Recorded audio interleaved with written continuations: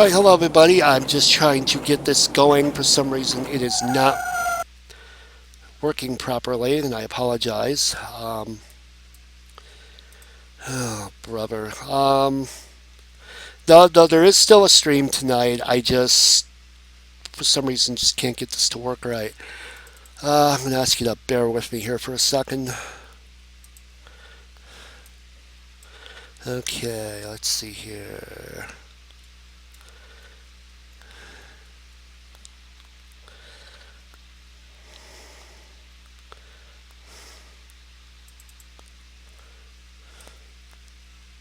Looks like we may have something here. So,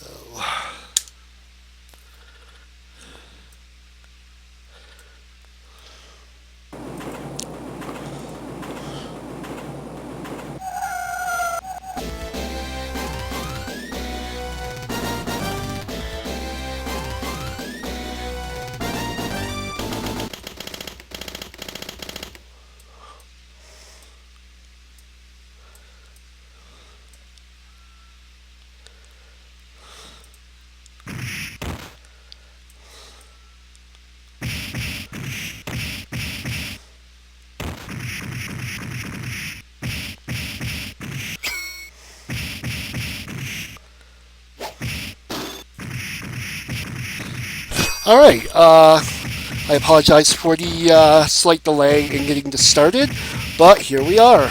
Welcome to the live stream for this evening, and I apologize for it being a little on the late side.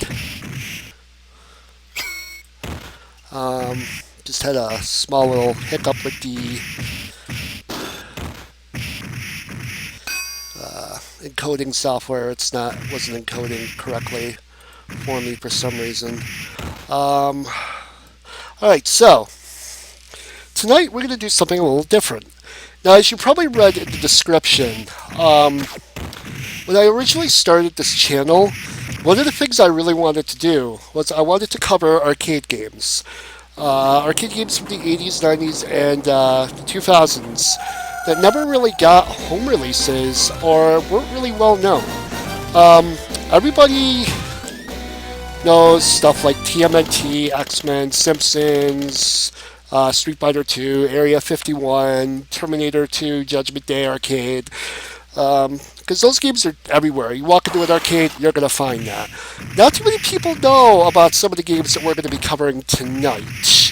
And the games we're going to be covering tonight are in the Crime Fighters trilogy. Now, I put the trilogy in quotations because the final game we're going to be looking at tonight is not technically part of the series, but it is kind of its own game, but it does share a couple similarities here and there, even if it plays pretty much differently. They're generally known by a lot of people to be kind of a trilogy. The other thing I will let you know is the game we're looking at first, Crime Fighters, well, it's not exactly a great game, and I'll go into why as we go through. We're going to do full playthroughs of each of the three games, starting with Crime Fighters. Then we're going to be moving on to Vendetta, which actually in Japan is called Crime Fighters 2, and those of you who watched my first video that I put up on the channel would notice where I had my little kind of made up desk with the arcade stick and all that. That was the game that was playing in the background. So we are going to get a chance to actually see that game in action in full.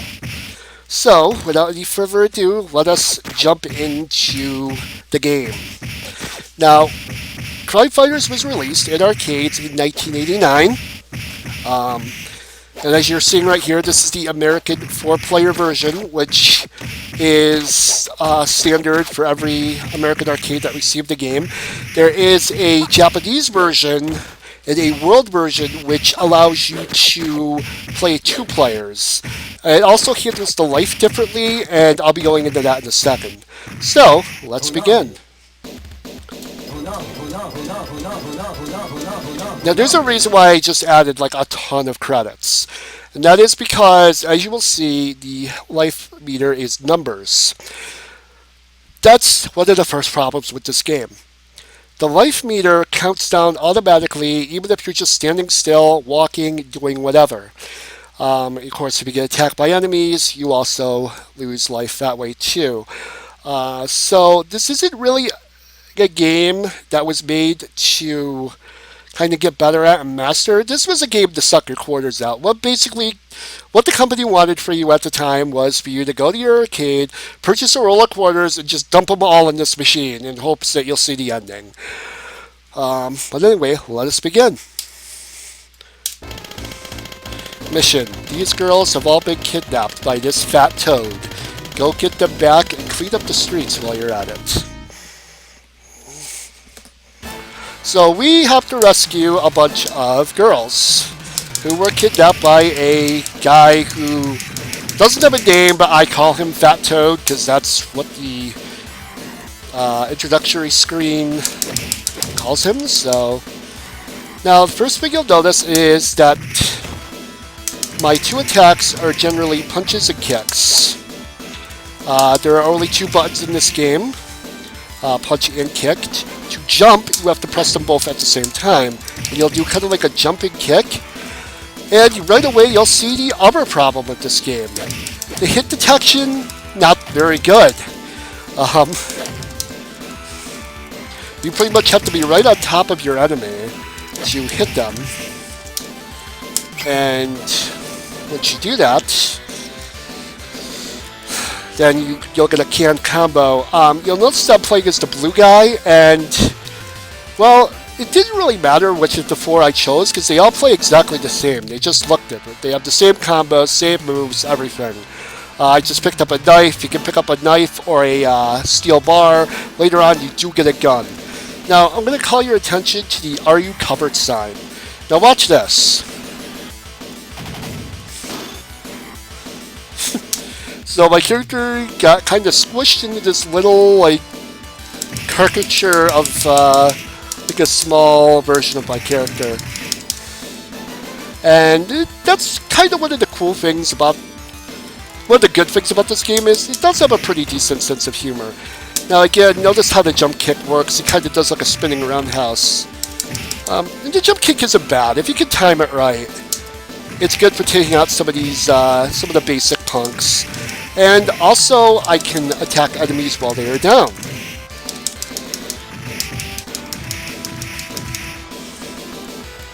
So again, we get like a canned combo with the kick. And I'm trying to. So we got a little toss there. So yeah, there's a few moves in this game. You also have to remember, this came out a little before Final Fight. Kind of like right after Double Dragon 2, if I remember correctly. So the beat-em-up genre still hadn't made some of its greatest strides yet. This is kind of still kind of an early example of the 3D belt scroller, as it's called by some. And yeah, I'm not going to pretend that I'm like great at this game. I mean, as great as you really can be in this game, because, as I said, this game has numerous problems, playability being one of them. And I haven't even gotten to some of the really hard enemies yet. So I will be wanting that pipe.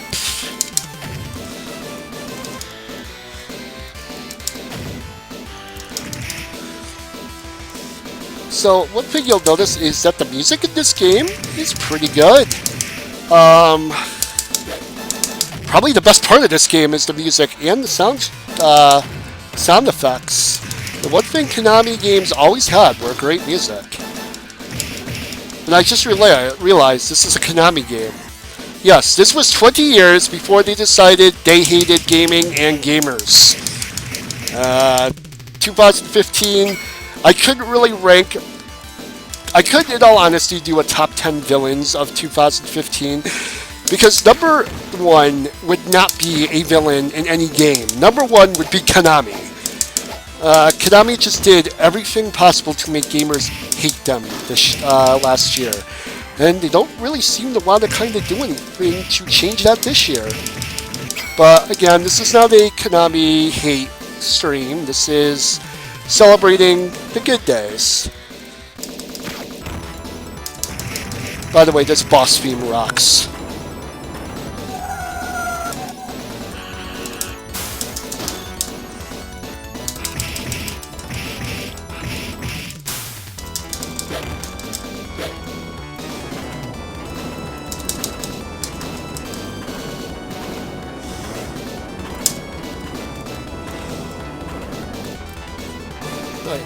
Now, one thing you'll notice about the bosses is they all have an attack that, if you wait it out or bait it long enough, it tires them out and lets you go in and get a few hits on them.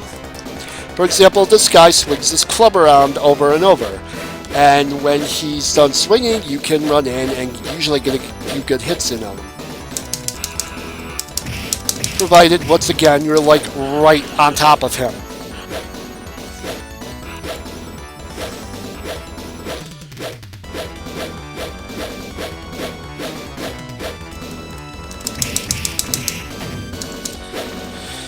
Oh my god.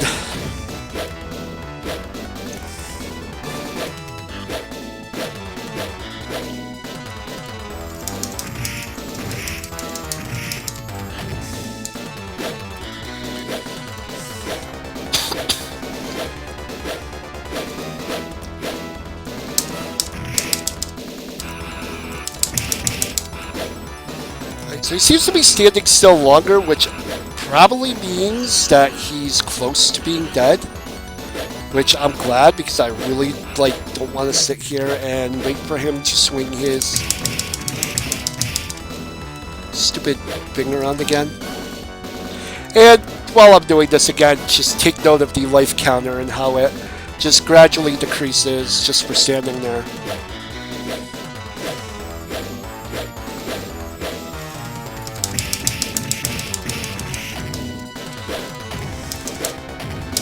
My god, this guy has as many hit points as a Dark Souls boss!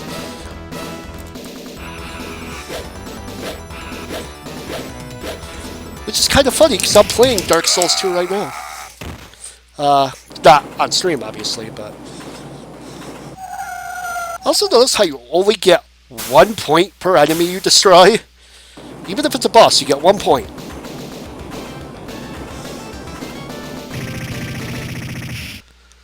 So, when you beat a stage, you get a little bit of health back, not very much. When you consider how much health I lost in that level, and I've done better in it. Again, I'm more just trying to show the game off. Not really much of a... certain games that I would say that I would play for my skill. This is just more of a demonstration. Again, just to show what some gamers missed back in the day. We had this game at the local arcade. Okay, I didn't know you had that little back kick there. That's pretty cool. So, okay, there's a few more moves in this game than I thought there was. It's been a while since I played it, so... And there's actually, quite a bit of guys on screen at once. You can see where they're, where the makings of a great game here, and... Unfortunately, that promise would not go fulfilled until the second game in this series, which is pretty much night and day from this game. But we will get to that later. So the bar kind of makes it a little easier to hit my enemies. It gives me a little more reach. Also notice how the enemies always like to move just that little inch downwards.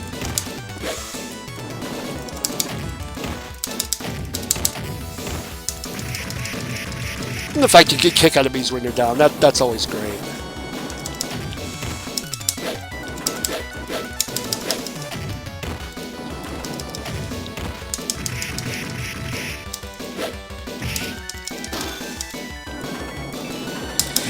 I'm gonna lost my pipe. So that red muscle guy that I killed a little while ago, I probably should have let him hit me once, because if he hits you, he could actually slam you back against the wall of the train. And again, it's just like a little bit of humor that they tried to put in the game.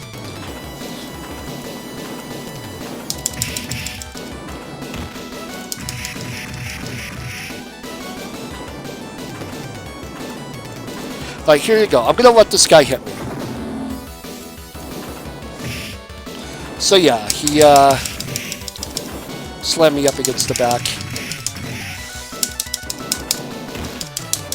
And that time he just... Well, there we go. I went flying halfway across the screen.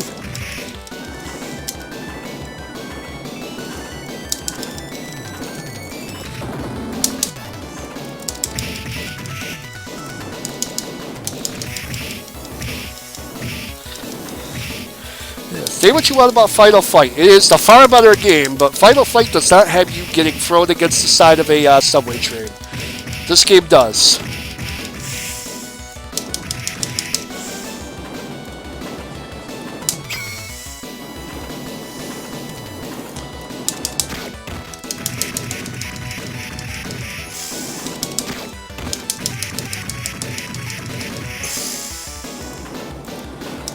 So yeah, occasionally you maybe could lure just one or two of the guys out, and makes it a lot easier to handle them.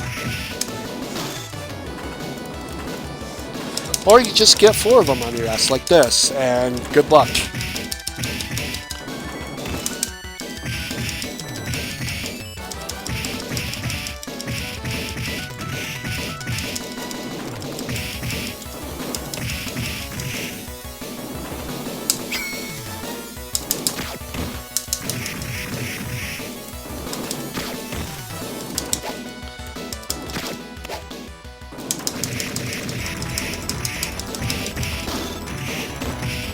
And here we have boss number 2. And yes, folks, it's Jason. Well, it's not really Jape. It's Jason. It's Jason Voorhees. Let's not even like play semantics on this one. And yeah, I probably just used that word in the wrong way, but... And that's a common theme in this game. You will recognize a lot of the bosses from other various types of media. Later on, we'll see plenty more of these.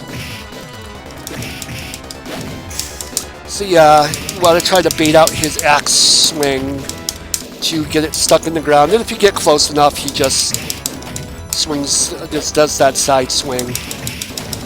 Yeah, I know. Get good, JustAGamer.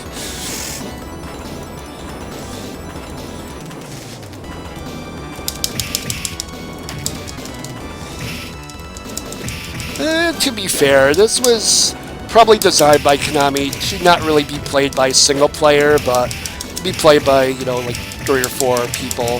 Which is probably why there's so many enemies on the screen at once, but...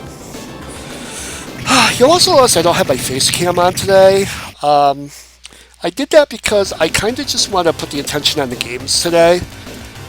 When I do arcade streams, I probably will do that. I mean, it was fun to have the face cam on for Life is Strange. And I miss Chloe and Max already. Unfortunately, they cannot join us on this journey. Although, think about it. If Max Caulfield was in this game, she'd never get hit. Oh, I got hit, I rewind time. Oh, I got hit, I rewind time. Oh, she'd probably be right where like you need to be to hit the hitbox on the enemy. Or the hurt box, sorry. And Chloe would just beat the crap out of him because Chloe's awesome.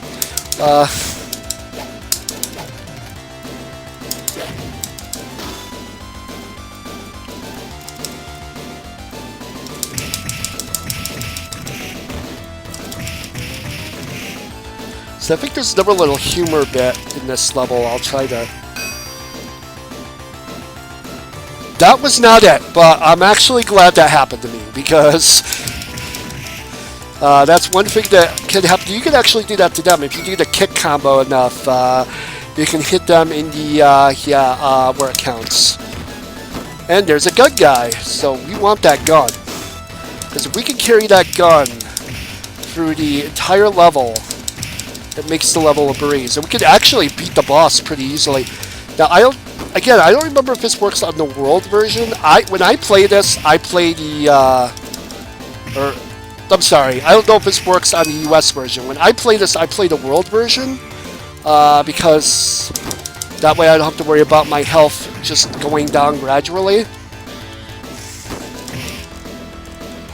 So, the best thing to do here...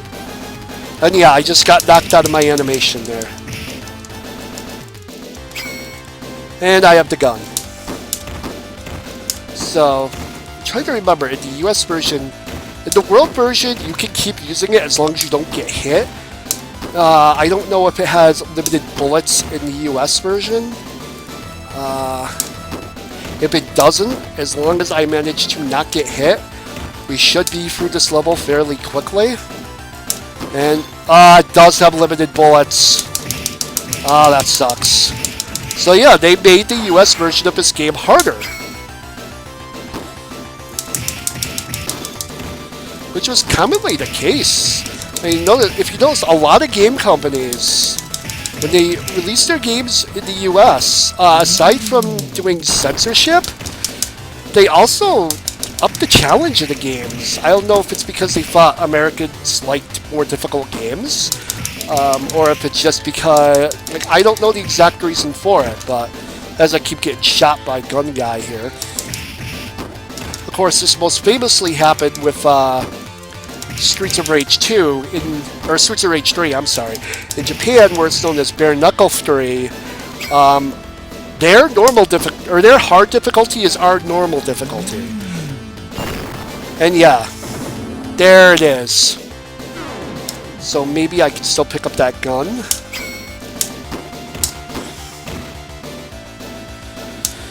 You also notice that there's a few rather mature themes, and nothing really, like, no nudity or anything like that, but for an arcade game, it's a little risque. More suggestive than anything, but... It's funny though, because in the arcade, like back in the day, you used to get away with stuff like this. I don't know if anybody remembers Narc, but that game came out and almost no sensationalism. Like, the game came out in arcades, came out at home, nobody batted an eye, people liked it, it was a fun game, hard game. It wasn't until Mortal Kombat that people started getting all antsy about violence in games. And Narc was a pretty bloody game.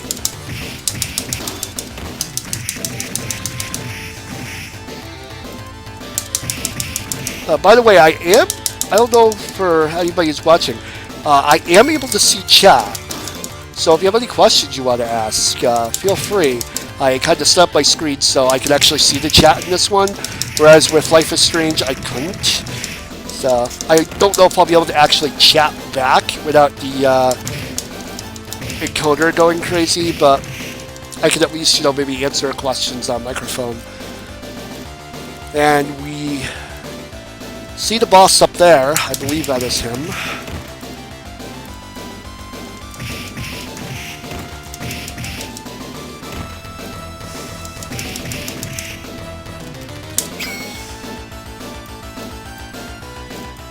It is.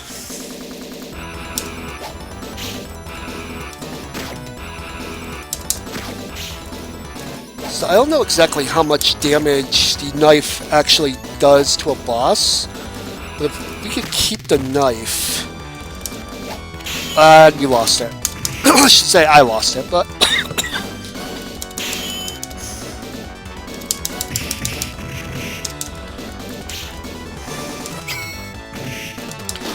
Yeah. So, to my knowledge, this guy does not have an attack that we can punish him for. All his attacks are pretty safe. And this is pretty much where this game starts to become a slog. In total, there's going to be 8 stages, plus kind of a surprise after the 8th stage. And there's actually something really annoying about Stage 8, and when we get to it, I will tell you. I won't be allowing it to happen, but I will definitely tell you like what would have happened if I didn't do the right thing. Yeah, it pulls one of those tricks on you at the end.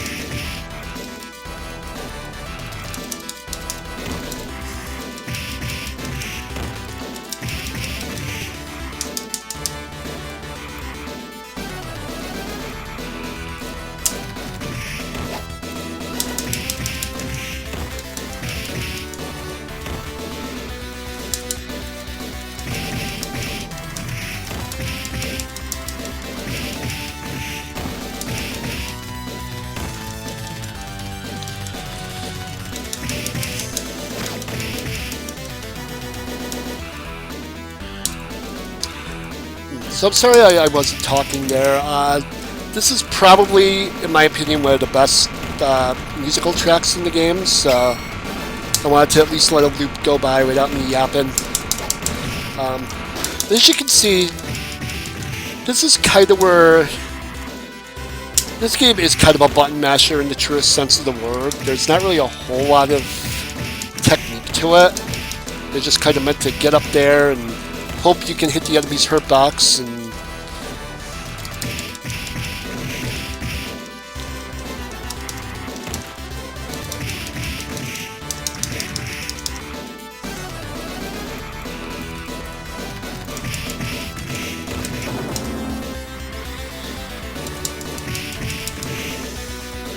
So, 2 pipe guys.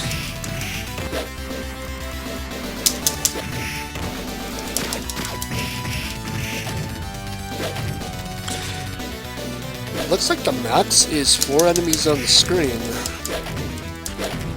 at once. It might change depending on if you play more than 1 player. Like if you play 2 players, you might get like 6 or 8. I'd hate to see 4 players get like 12 enemies on the screen at once. That's when you like would have to imagine a enemy hell beat 'em up as opposed to like a bullet hell shmup. By the way, shmups are definitely something we're going to be taking a look at in a future stream.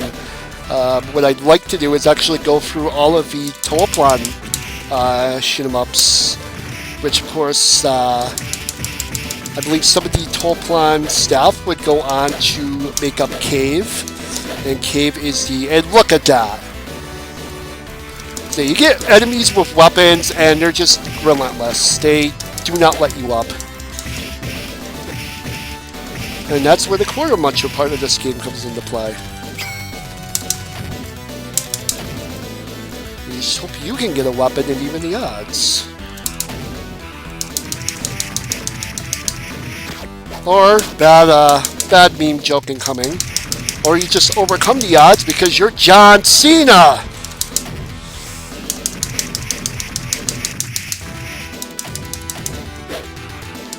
But the question is, take every enemy on the screen. Can John Cena lift them all up for the AA? All at once? Anyway, sorry. I apologize.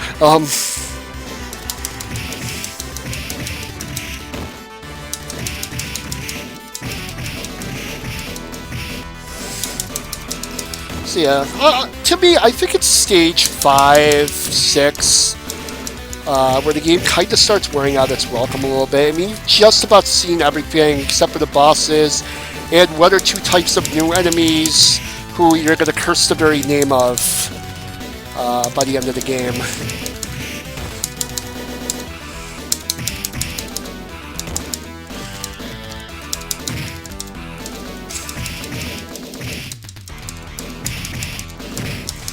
Okay, let's get that knife. Oh my god, you're ridiculous.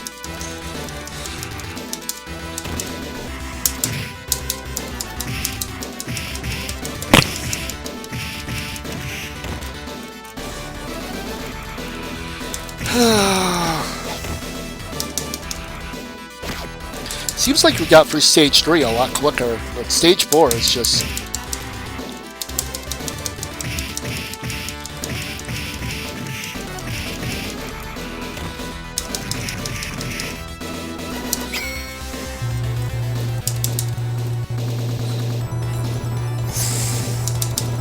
And here we go with 4 Icon Homage level 2, or number 2.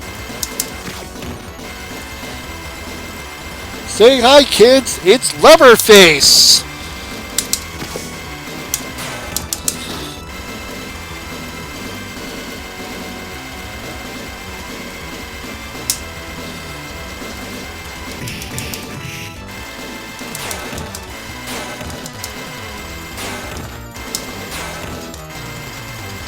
And by the way, yes, I have actually been frame trapped by that move, where he just constantly does that over and over and doesn't let you up.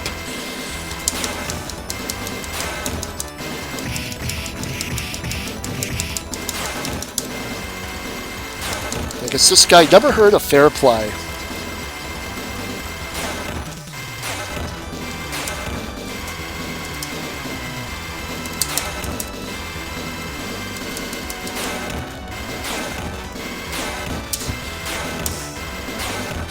Oh my god! This guy's ridiculous! Did you see how long his hitbox stays active? Yeah, I know, I'm speaking fighting game speak in an old, like, late 80s beat 'em up.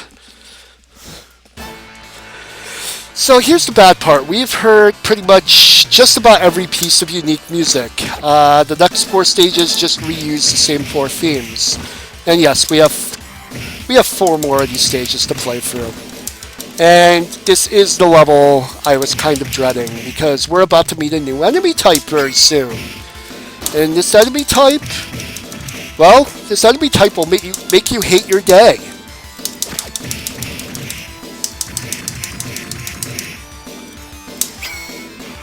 So hopefully I can keep the knife when he, and there he is, folks, the karate guy. It doesn't seem like much when you have a knife, but if he can start actually attacking you, there it is. That is why. Jumps all over the place.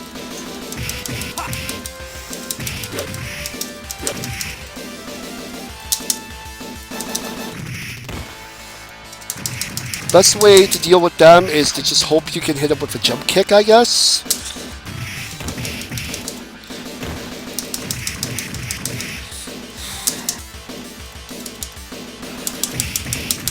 When they're almost dead, you can... That's how you know an enemy's almost dead. They'll not really move around much. They'll kind of stay kind of floating in one area, and I just missed a chance to kick them.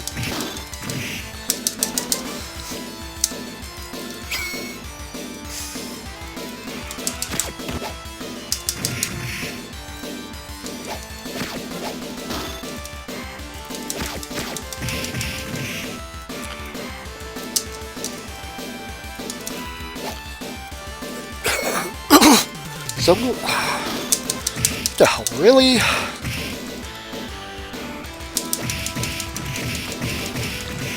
You know, I'm gonna be honest, you know, I'm not really great at these games, but some of this stuff is pretty janky. I gotta be honest.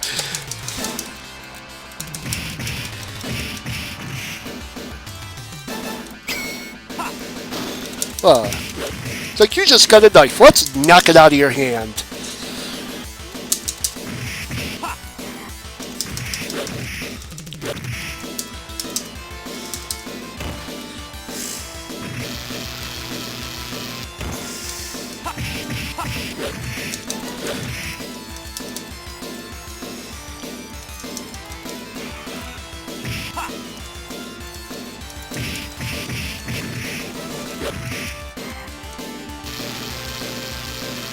Wow! So I'm gonna add some life here because I don't really feel like entering my name and waiting through all that continue stuff. And notice, like, that should be like our first sign that something's up with this game. The fact that they allow you to add life instead of just waiting for you to die and then letting you continue, which they let you do too, but it's like they want you to put like $20 in the machine at once and get like 9,000 life and then see how fast they can drain it from you.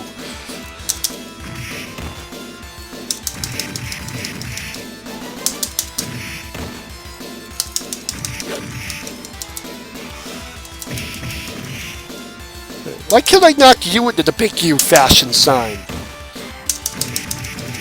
You can do it to me, but I can't do it to you? How fair is that? Thankfully, we can see like a little bit more of the stage.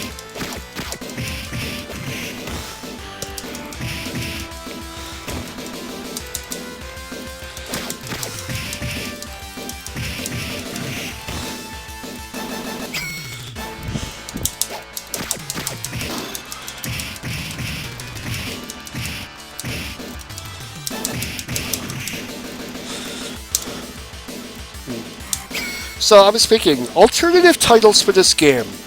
Uh, Vendetta 0.5, Find the Hitbox, Anger Management.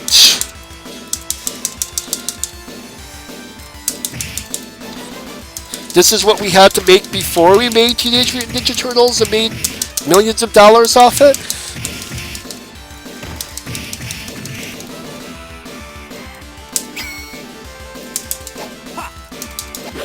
And another new enemy. We have the female enemy, the Dominatrix.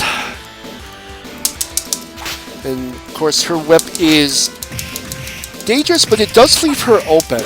She's actually not as bad as the karate guy.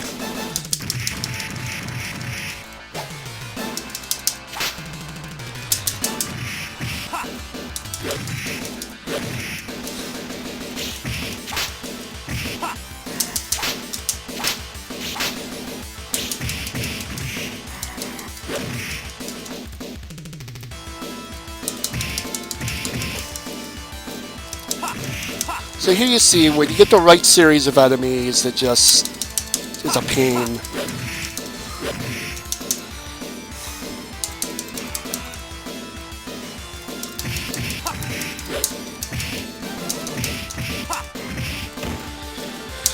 Okay, so we took out the whip lady. That's going to make things a little easier. Her range is really the biggest problem you have to worry about with her.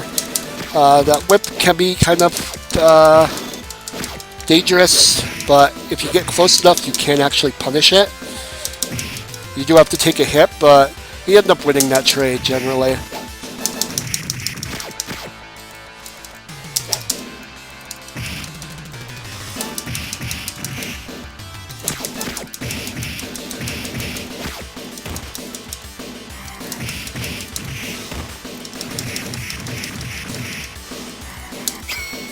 So we have a knife again. Let's see how long we get to keep it this time. Then we have an LK coffee sign, which more than likely I will end up getting a close-up view of that very soon.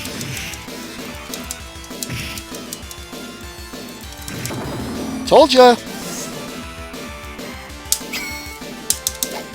Although that one didn't actually, so what I'll do is I'll get 2 kicks in on you. See if we can maybe...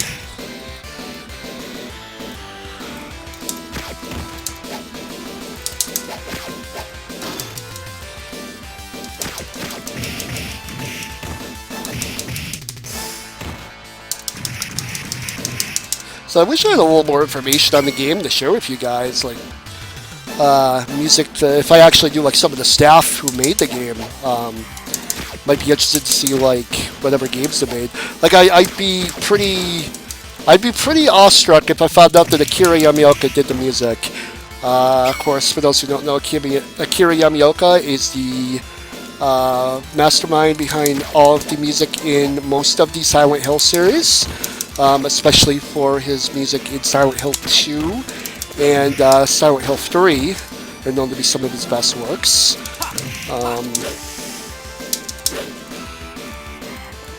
He also teamed up with Goichi Suda, aka Suda51, did the soundtrack for Shadows of the Damned, which was an interesting soundtrack and a pretty interesting game, actually. Unfortunately, like one I actually wouldn't mind streaming because I don't really see too many people playing that one on stream. Unfortunately, I cannot stream console games. So, and the trifecta is complete. We've now have Freddy. And oh my god! That's like the worst offender of the bunch. He wears the same striped shirt, has the claws, bald head. The only thing he's missing is the fedora. I think they figured, well, we probably shouldn't put the fedora on him because that might be... I just realized I just kicked Freddy's ass.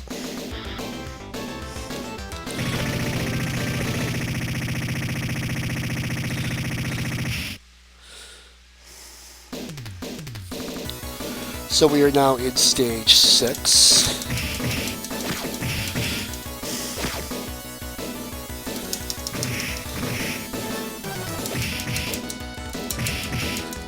What I find kind of interesting is, okay, in this game, we have enemies that resemble Freddy, Jason, and Leatherface. Mortal Kombat has guest fighters based on Leatherface, Jason, and Freddy, as well as the Predator and the Alien. So hopefully the Predator and the Alien will not be showing up as enemies in this game.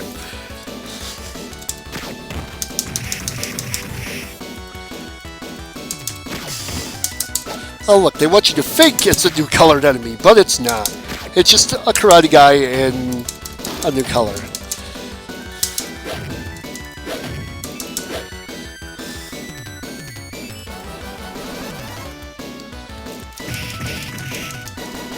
I think after I get done beating these guys, I'm going to go up and talk to that guy and tell him that it's not polite to scratch his butt in public.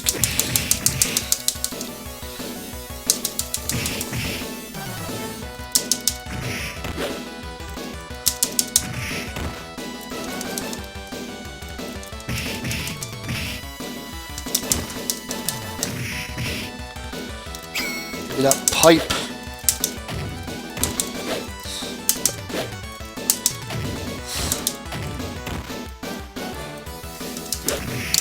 I knew I shouldn't have gone up that close.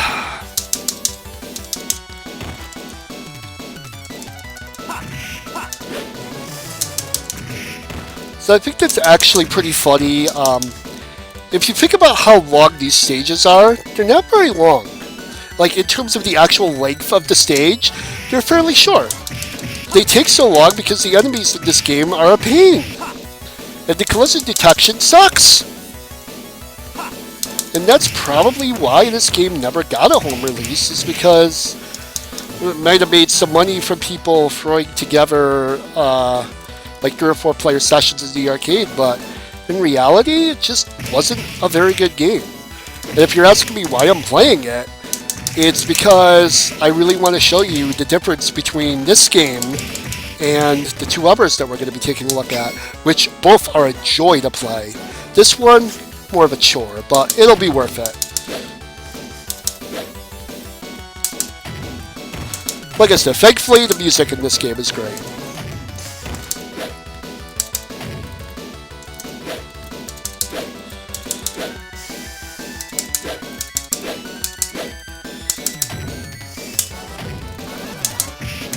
So I guess another thing I'll have to ask is, why didn't Konami, another reason why Konami didn't port this to home versions was, I mean, I think they could have made a passable NES version. As a matter of fact, I think the NES version may have been a better game if they made it. And at the time, recall, they did have the NES 4-player adapters. At the very least, they could have just used the world version as a template and made it a 2-player game. However, maybe some of the suggested content was a little too much for Nintendo.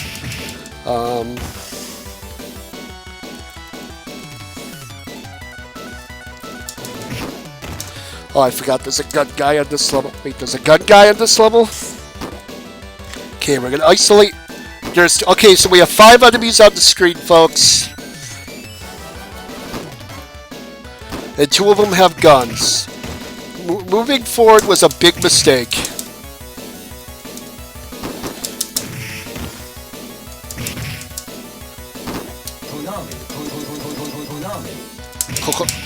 Oh, make that 6.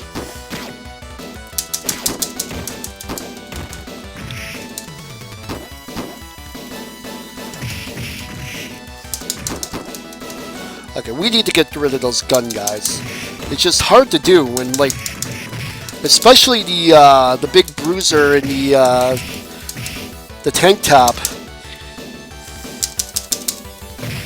He does that charging attack, so it's really difficult to just get in there and try to take out these gun dudes. And if I could only play music, Chevelle's Take Out the Gunmen would be so appropriate right now.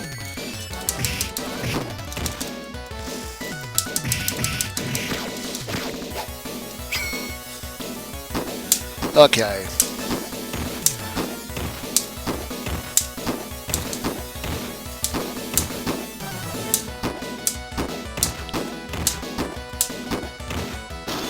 And Aw, really? I run out of bullets in one gun, try to pick up the other one, it disappears just as I get to it.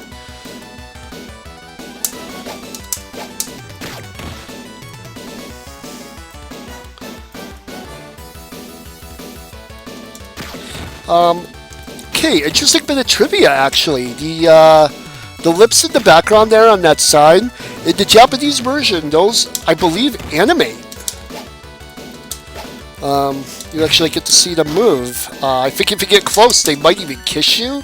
Trying to remember, maybe not. But if you want to learn more about this game or the series of games, I direct you to Hardcore Gaming 101.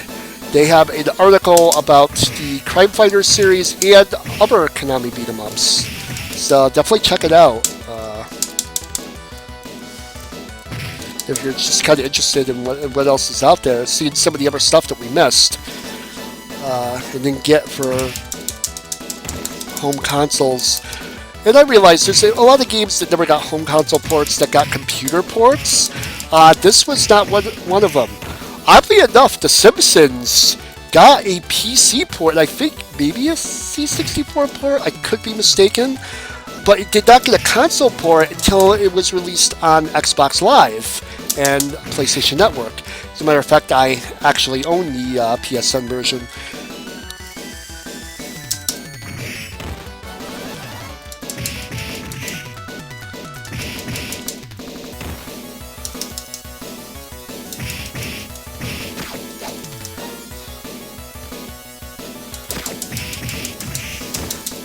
So I've been playing this for about 44, 45 minutes, maybe 40, because of the slight interruption at the beginning with the technical problems and the kind of opening rant.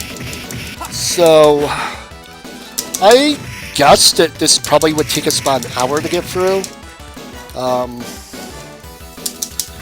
And then the other two, I probably should finish in about 30 to 45 minutes apiece.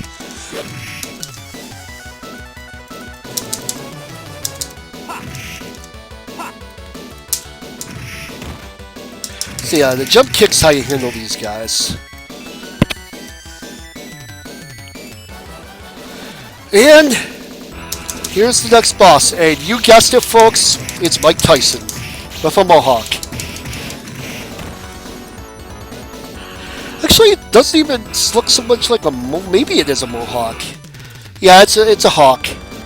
At first, I was thinking maybe it was kind of like a Guile haircut. Or something like Hua Jai from Fatal Fury.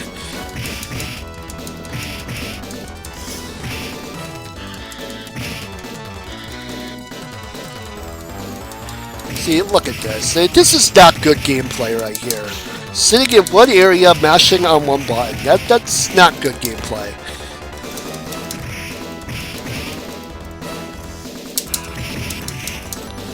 But it's kind of what you have to do. Otherwise, you just...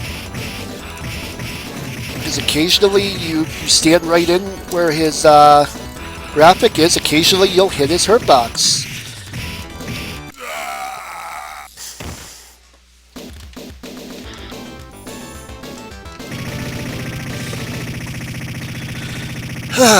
And I just got a whole bunch of health.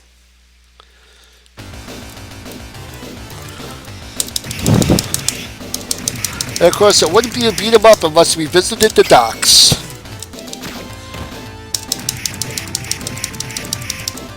Couldn't think of it. Did TMNT or Simpsons have a dock? No, it didn't. Okay, I take that back. Okay, it wouldn't be a gritty, like, urban street punk beat 'em up if it wasn't didn't have a dock. God, if he got me in stun lock with that, I would have been pissed.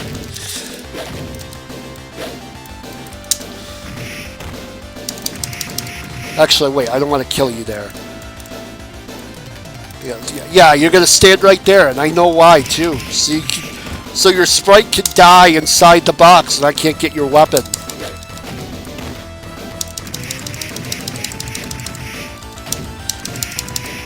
Ah. Oh, I forgot about the dogs!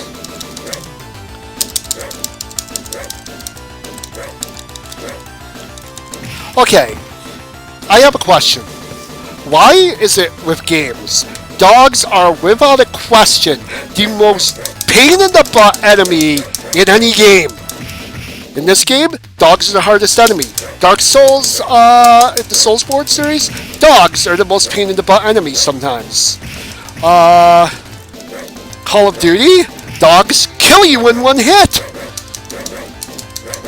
And let's just be thankful this is not the Japanese version, because in that version, the dogs do something other than hit you all the time.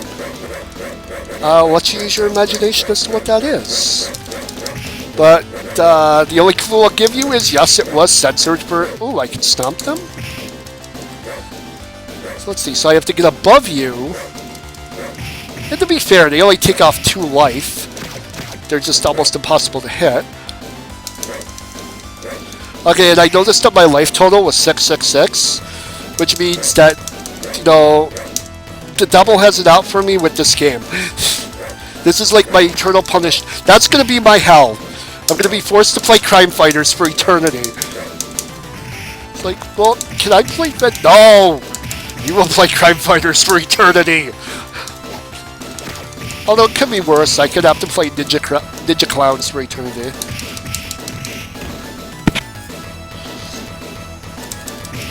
Should have taken that knife. I wish there was more to say.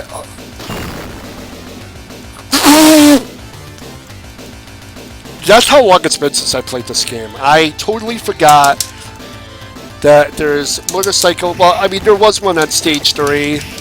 I think that came and shot a model up at me, and I think that's where I lost my gun back in stage 3. So yeah, I could have played the world version and probably had a slightly better time. I just wanted to show you guys the version that I played growing up, the version that most people in the US got to see. Of course, the version I'd love to show you is an actual home port, or, you know, Xbox Live release, you know, an actual official version instead of having to use MAME. Unfortunately, Konami just didn't want to port many of its games. That being said, you know, if somebody out there is listening, really, Konami, take 50 of your arcade games, put them on a PS4 Blu-ray, charge $40 for it. I will be the first in line to buy that compilation. Like, really, I want to support, you know, I want to buy the games, support you just for, like, making great arcade games back in the day. But too many of them were just left in the arcade. And now a cheap plug. GameSack. If you haven't been to GameSack, check them out. They have a series called Left in the Arcade. I think it's about a 5-episode series where they take a look at games that never left the arcade. They never did Crime Fighters or Vendetta. I think they did Violent Storm, which is the last game we're going to take a look at tonight. And arguably a lot of people say it's the best in the trilogy. I slightly disagree, and I'll go into why a little bit later. However, it's a very, very good game. And I can see definitely why it's considered the best. It's just, I personally think Vendetta's the best, but we'll get more into that later. And I just think, if I could just hurry up and beat this game, I could start playing Vendetta. Play a good game. Like I said, I don't want you guys to think like this is a game like, oh, 0 out of 10, worst game ever. No, it's got some pretty clever ideas. It's funny. The music is great. The sound effects are great. 4-player co-op is always welcome. But it's the gameplay that does it in. Poor hit detection, too many cheap hits, too many enemies that just surround you and don't let you up.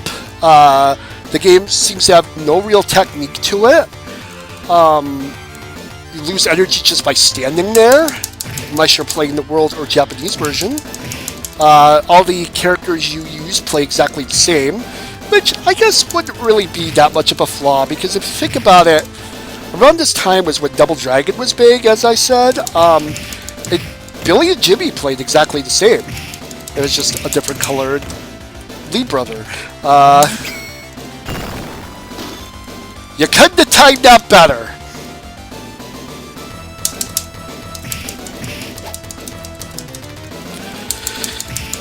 So yeah, I mean, if I had to give us a number rating, I'd have to go with, on a generous day, a 5, maybe a 4. Like I said, it has great points, but the negatives are just, they're too big. The problem is, it gets the important things wrong. That's what I'm saying, you know, like an NES or even a Super NES version of this, even if it was just a 2-player version, they could have, you know, worked the hit detection a little better, maybe added a new stage. I mean, that was a great thing about TMNT for the NES. Granted, yeah, it was only 2 players. The graphics couldn't hope to even think about matching the arcade version. And the animation had to cut quite a few frames back. But we got 2 extra stages and 2 new bosses who I believe were Toka and Razor. Which I want to say the game came out before the second Turtles movie. So we got to see 2 new mutants before we got to see them in the movie. Again, I could be wrong on that.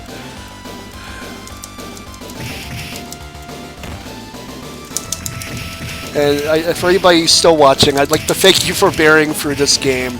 Better games are coming, I promise.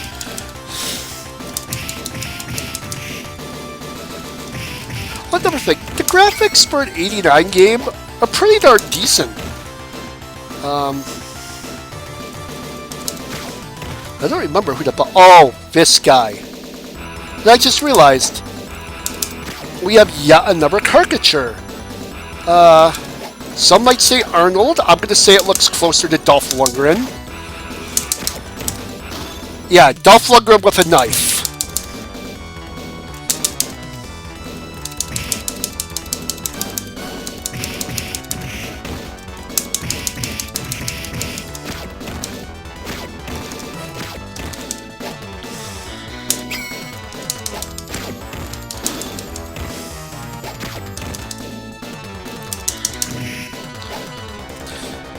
So wait a minute, Dolph Lundgren with a knife at the docks. What was he doing here? Hanging pirates?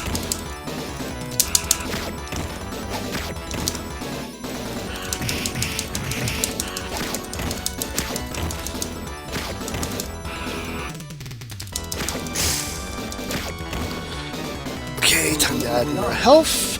Not a whole lot. Just enough. Okay, look, Dolph, enough. I know you think you must break me, but...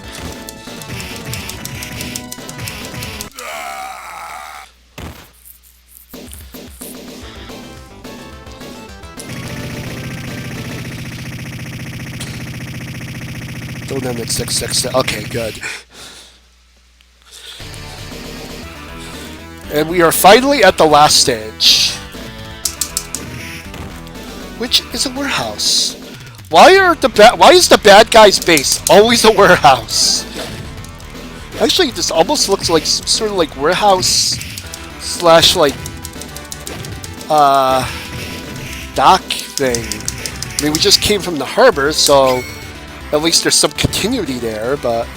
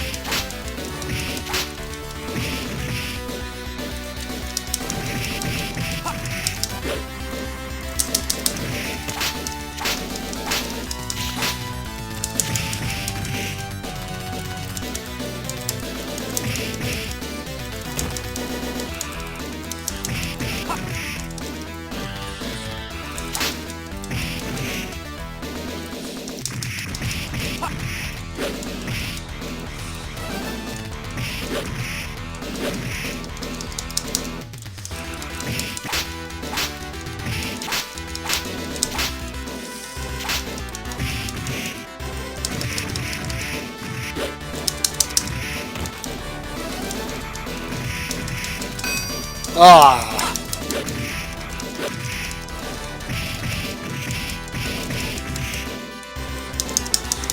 So after coming all this way, this guy's nuts must be sore as hell.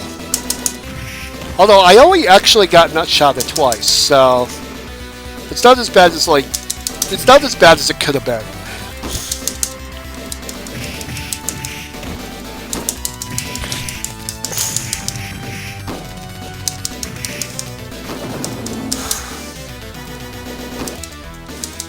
Oddly enough, the big muscle guy that throws you and knocks you into the background looks like Joe from the original Street Fighter.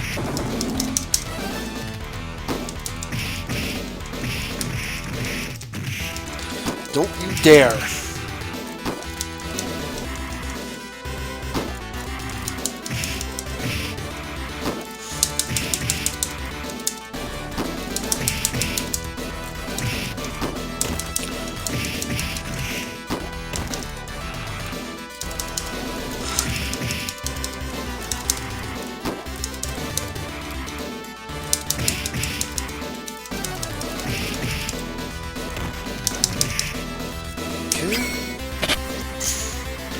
Now we have the gun that'll help us clean out some of these enemies.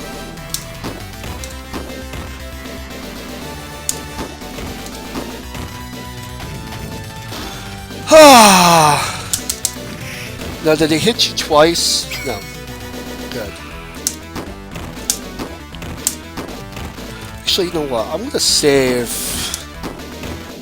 my bullets for the big guy. And as I just use them while I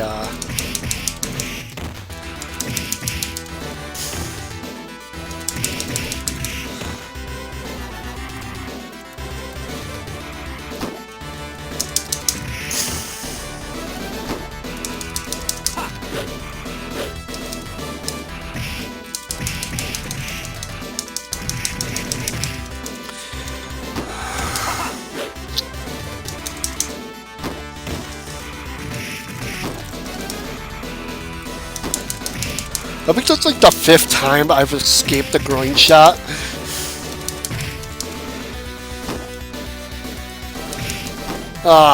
Why did I scroll the screen?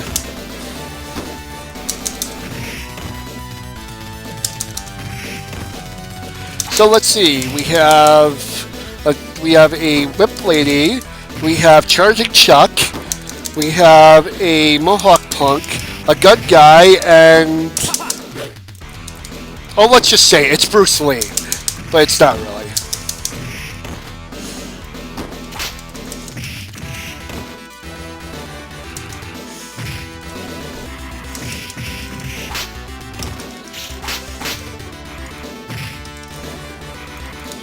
Actually, no, that looks more like, if it was ripping off a celebrity, that looks more like it'd be ripping off Jackie Chan.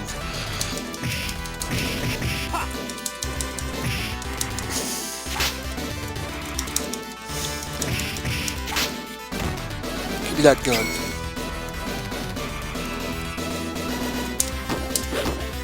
Oh my god!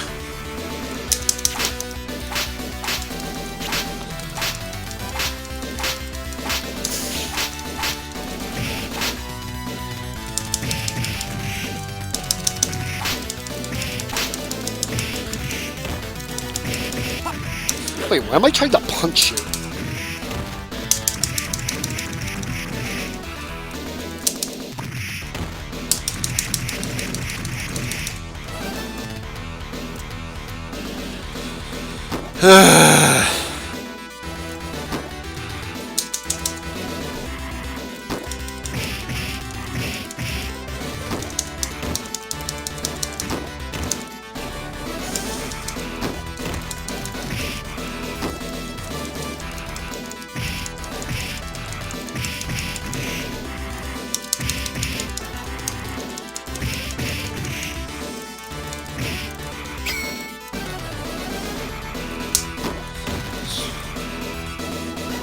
I just realized something about that good guy.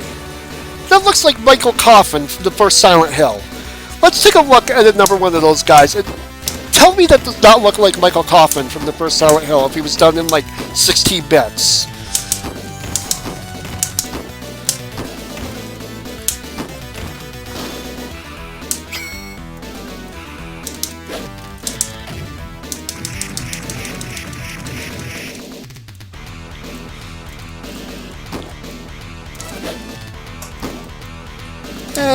Not really.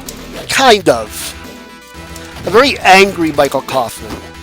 And we're near the end of the stage and the end of the game because we've reached the girls.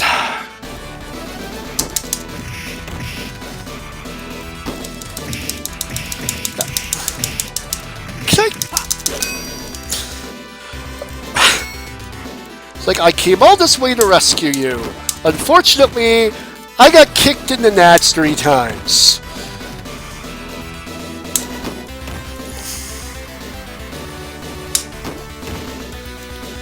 Look at all those girls.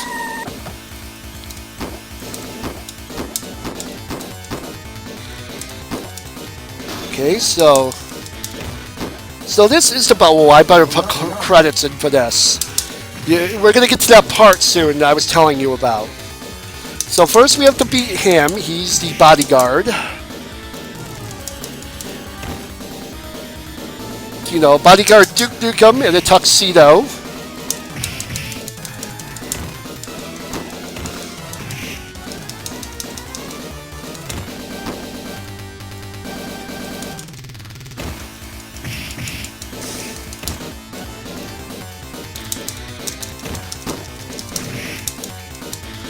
Must almost be dead.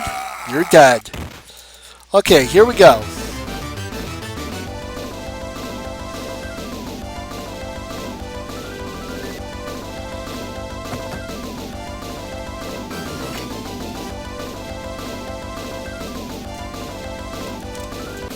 So if you try to take the key, Fat Toad pulls out his Uzi.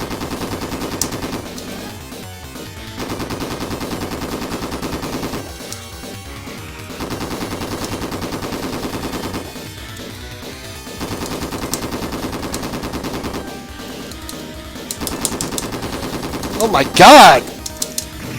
Thank you! There, take that! Pimpin' ain't easy!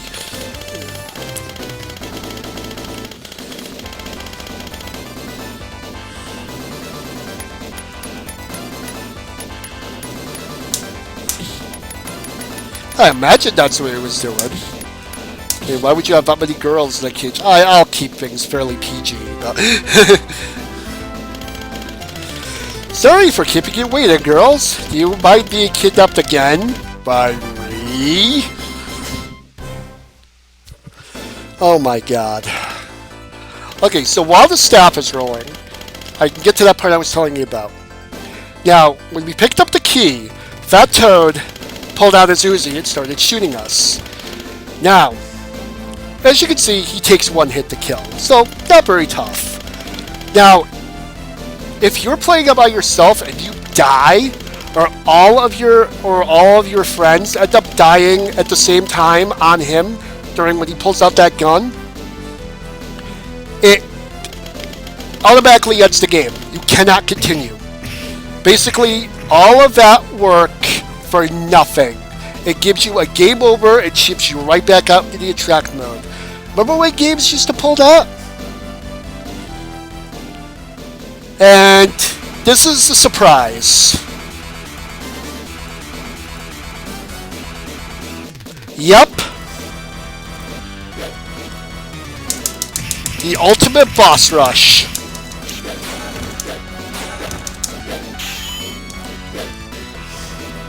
If we're gonna do this, we're gonna do this right. Oh, I thought you fought the bodyguard too. Or maybe you have to wait until you kill some of these guys. But you know, it gets its own theme, and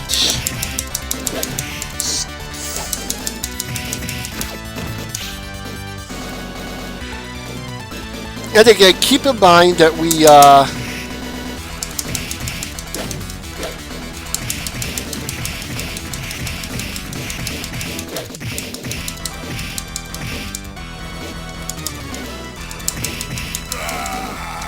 Okay, so we at least got Jason. And now we get Joe from Street Fighter again. So yeah, I think once you kill 2 bosses, then you get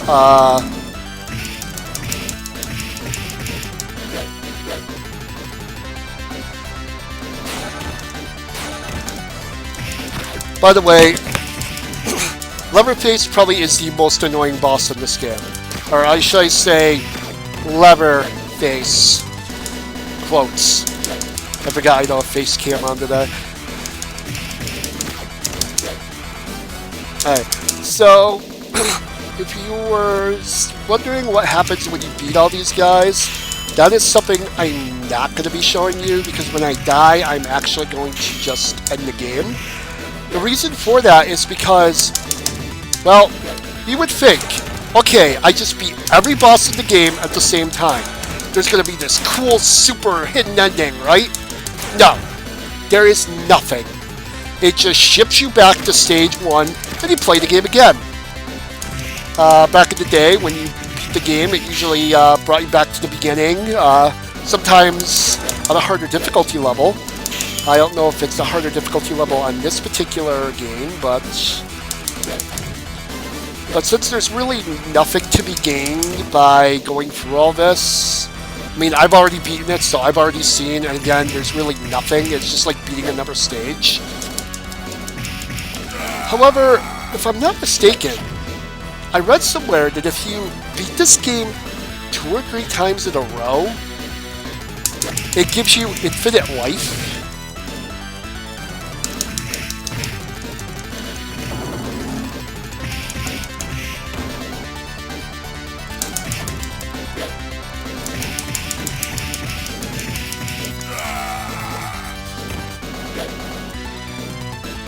Okay.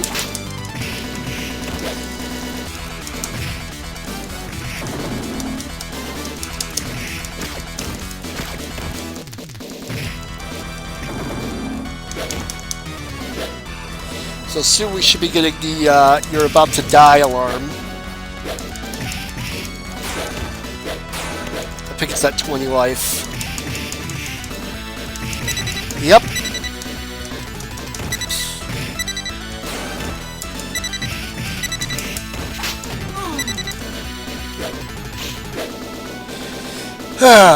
And there we go. You wonder what IKA stands for? It's short for Ikaruga, which, yes, is the treasure shoot 'em up. But it's also my name in, it's my handle for fighting games. So I don't know why I picked that name, but actually I do.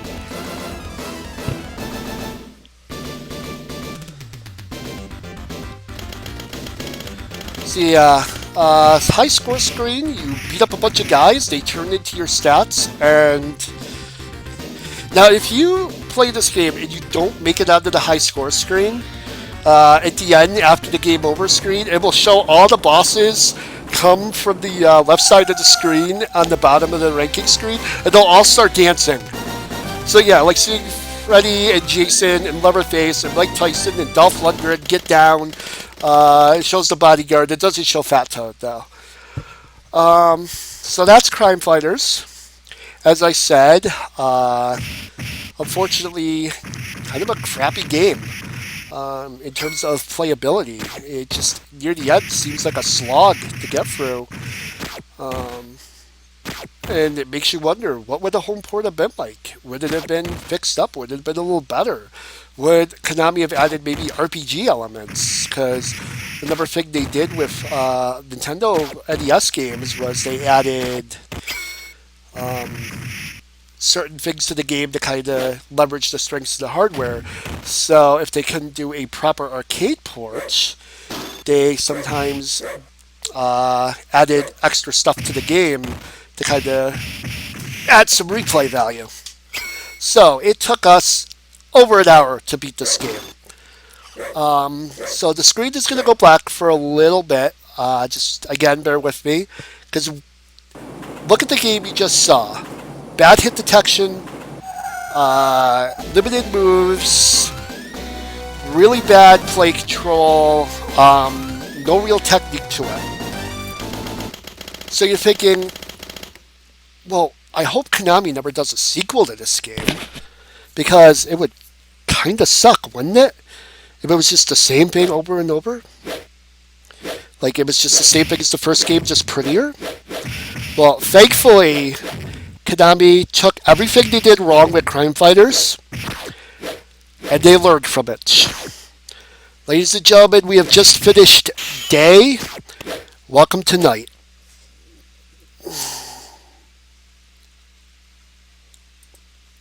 So again, I just have to reboot here real quick.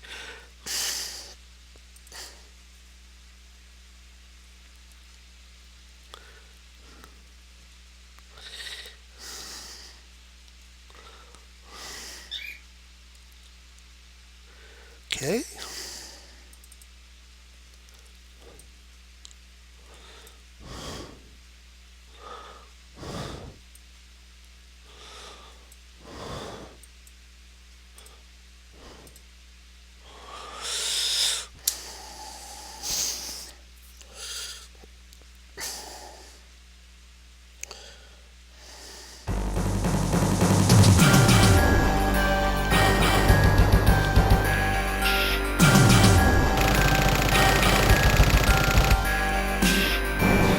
Okay, stream, I guess, went a little behind, so...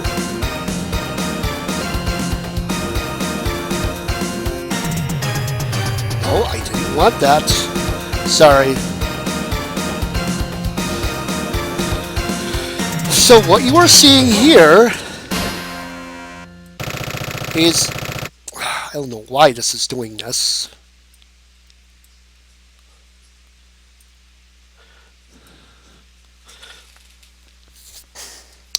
So this is Vendetta. So but wait a minute, you said, didn't you just say we were going to take a look at Crime Fighters 2? Well, we are taking a look at Crime Fighters 2. Except you wouldn't know it as Crime Fighters 2. Alright, hold on everybody. Again, just bear with me real quick here.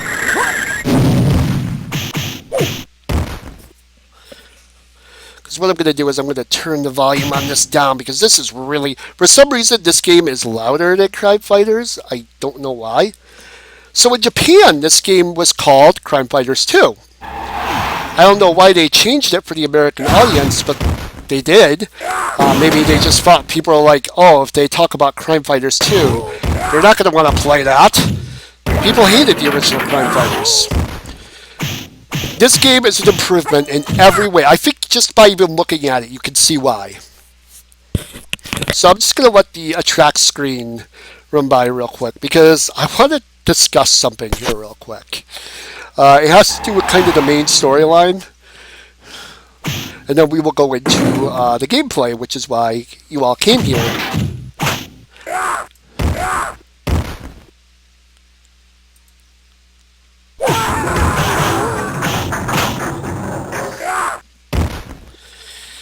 Unfortunately, this attract screen takes forever. The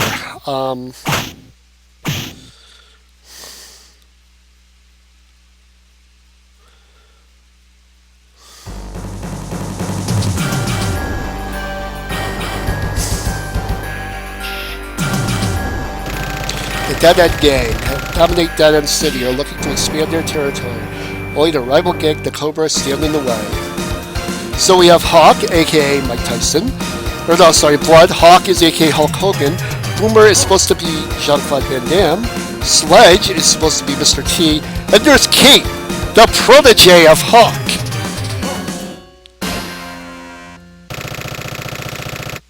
The Dead End Gang kidnaps Kate, a protege of Hawk, to trap the others into trying to rescue her. Protege of Hawk. So protege, at least to my knowledge, means a student. So Hawk is training Kate to become a professional wrestler? Interesting. So let's go rescue our trainee. And you'll notice I picked the 2-player version of this game because I want to actually select my character. Cobra, as we kidnapped a chick. You want her back? You know where to go. We'll be waiting. To get into Dead End City, destroy Buzzsaw Bravado, who is guarding the entrance. So, first thing you will notice is that yes, there are four characters in this game, and guess what? They all play differently. You'll also notice that there's a ton of other weapons you get to use. And, let's see, the blade control is much better. The hit detection actually works. The scrolling and animation is much smoother. Of course, it helps that this game came out, I think, 2 years after Crime Fighters. But as usual, we can push people when they're down. Again, we just have a punch to kick button to work with. Pressing them both will initiate a jumping attack. And when he kicks people when they're down, he gets to get down on his hands and knees and punch them MMA style. So you're probably saying, well, why'd you pass up that club? I passed up the club because this game actually allows you to grab energy. Oh, is that an energy bar I see up top? Yes, it is. Yes, no more your energy just deteriorates for standing around. You actually have to get hit.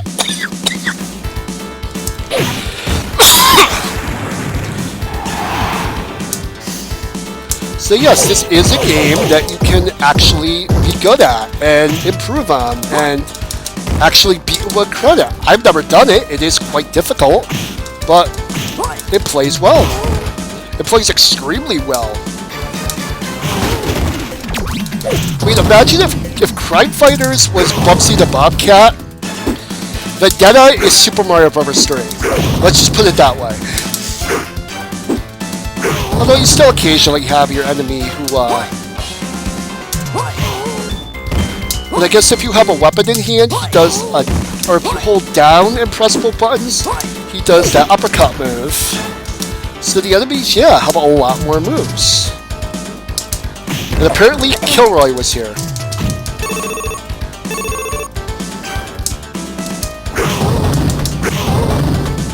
And we could actually splat enemies against the wall.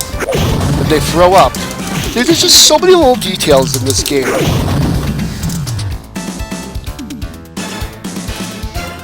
And here we go. We are about to face Buzzsaw Bravado, our first boss. But first, you'll have to take out that.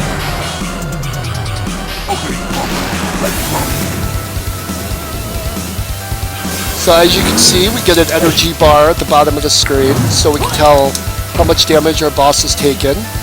Much like Crime Fighters, we can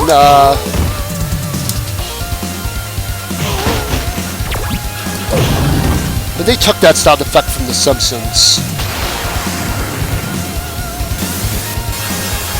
So it's pretty much we bait and we can attack the enemy, and since, you know, blood actually has reach,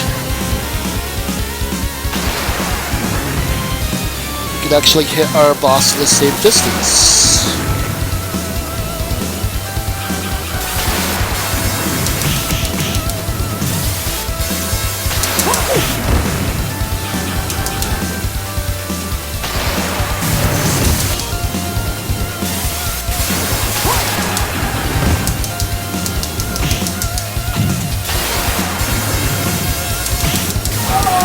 Ah, shoot.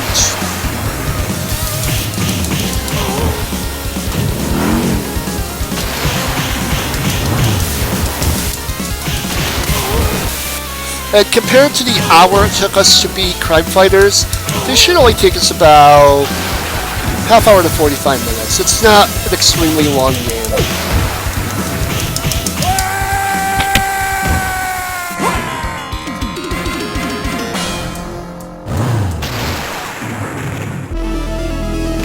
Don't hurt me. She must be at the construction site uptown. At the construction site, the human weapon, the missing link, awaits the arrival of the Cobra Gang. It's another trap from the Dead End Gang.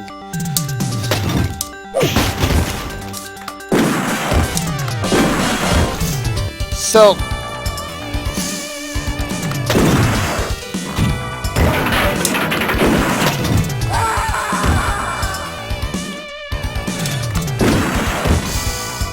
looks like John Kreese. Karate Kid. So, one thing to notice is, notice how many weapons that we've had a chance to play around with in this game, and there's still some we haven't seen. I think the funnest part, one of the funnest parts of this game is just how many different weapons you get to use. I think there's something like 15 different weapons that you can use or something like that. And I'm just guessing, like, I'm just making an estimation. I haven't exactly counted, but...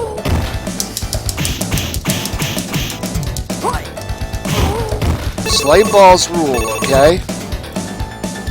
And of course, as expected, with it being a newer game, much better graphics, much more detail, better animation. And occasionally there is a suspect hit now and then, but yeah, that's kind of to be expected with an arcade game. I mean, if you think about it, arcade games are meant to separate you from your money, so maybe a little suspect hit detection there on that knife.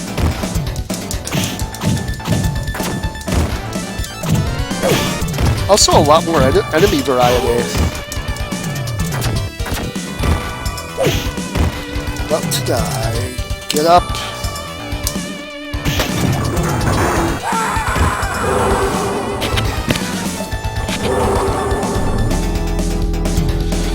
Now, you remember at stage 1 when we hit the guy with the sandbag and he was stunned?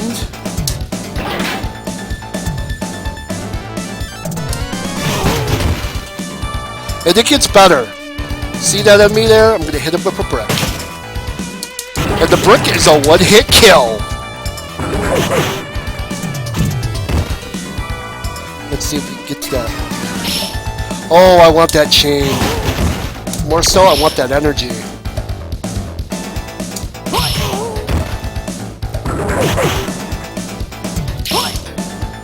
No, don't go off screen.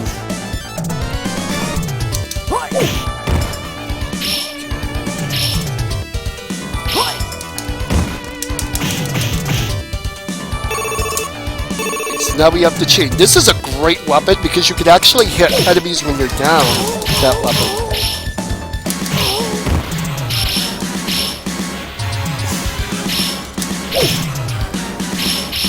But yeah, weapons only have limited uses.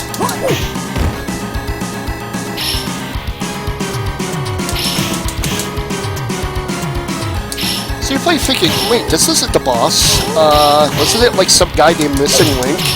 And no, he's not the boss. He's actually a sub-boss. Joe Ashugi. And he has ninja stars and a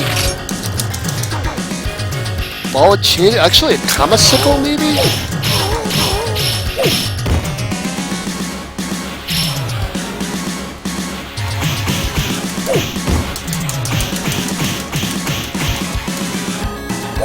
So, the boss theme in this game, not quite as good as Crime Fighters, but still pretty badass.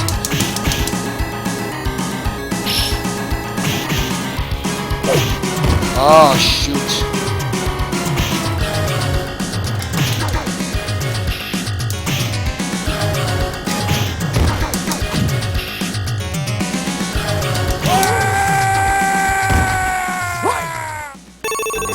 And just remember, guys, if you're looking for any other reason to, like, praise this game, it has a ninja named Joe.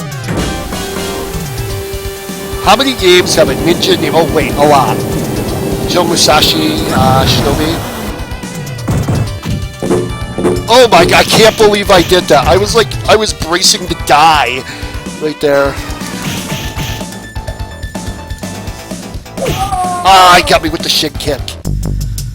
So this actually, yeah, uses a dedicated continue. So I just realized, since I'm playing this game for you guys, maybe I think next I'll choose a different character just so you guys can see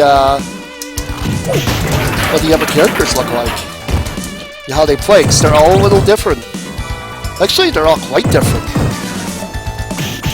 As I said, pretty much all the characters have their own moves. I mean, they all kind of act the same. I mean, They all have a canned combo, they all have a jump attack, they all have a down attack, they all have a special, they all have a throw, that kind of thing. But this is actually a game I was really trying to like improve at. Unfortunately, while our arcade got Crime Fighters, it didn't get this.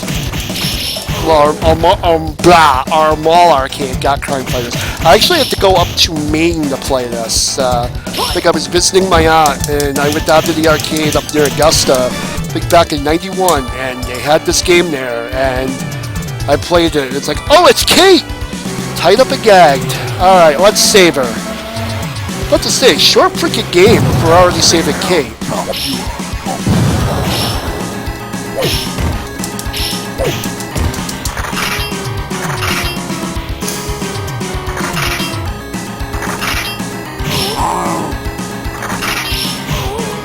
Oh my god. Good for you, Missing Link. And no, I'm not gonna make a "you are the missing link goodbye" joke that I just did. Groan. Or as Chloe would say, John, that was hella lame.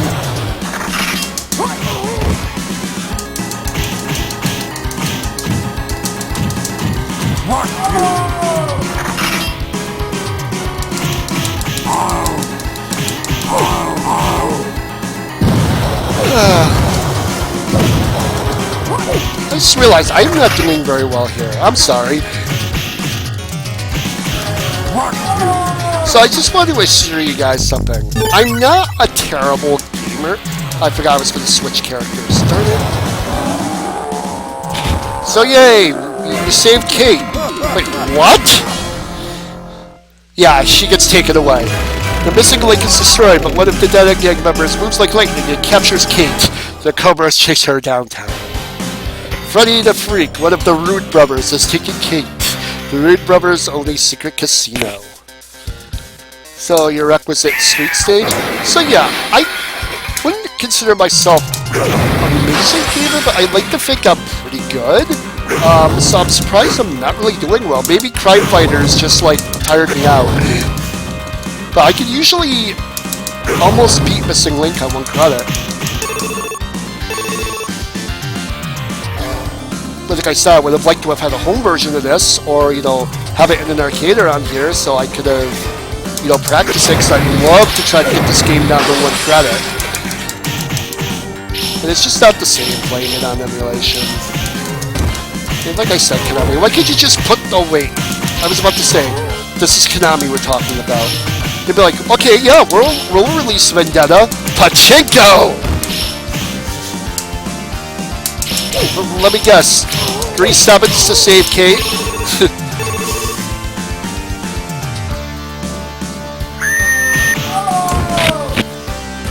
Alright. Oh my god, I gotta start concentrating.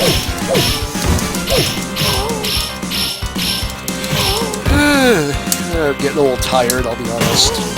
So yeah, I just hit the guy with the cactus.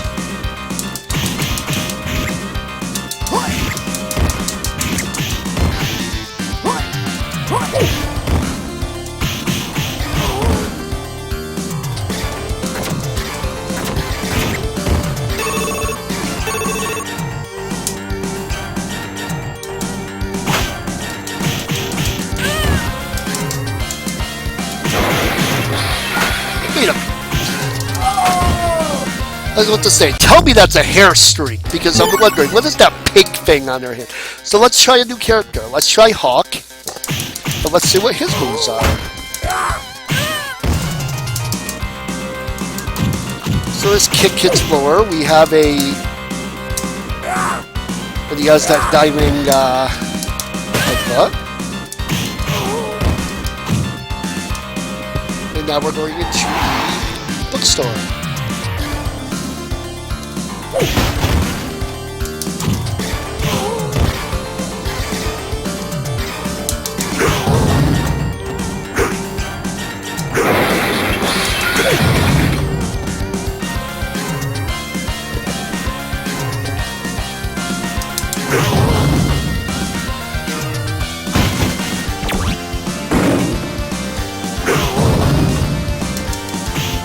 Oh yeah, he does the elbow drop. It's been a while since I played too.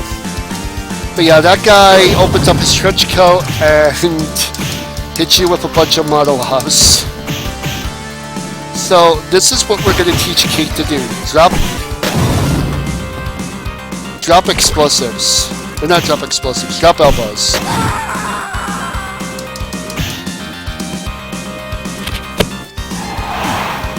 Think about it, if this game got released nowadays, they'd make Kate a secret character and she'd play like,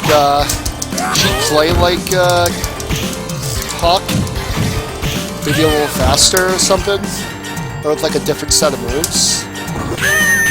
But you still have to have the elbow drop, I mean, Now, I did not mean to whip her, I meant to whip the punks. But yeah, that's a whip. Like, I think what I'm going to do is, later on, I'm actually going to go through this video and count the number of weapons that are in this game. And I will, next stream, I will come back to you with a report. Interesting trivia. That girl right there just popped in the window. It just popped in the door again. That is the same showgirl outfit from, I believe, the original Parodius. It looks just like her. So, if you press down on both buttons, he does like a lariat. That's his down on both buttons special. Or up on both buttons, works just as well. Up my eye here.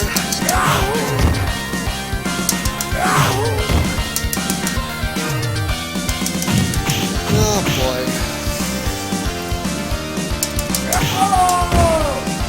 Alright, so that was blood, or that was, Hawk.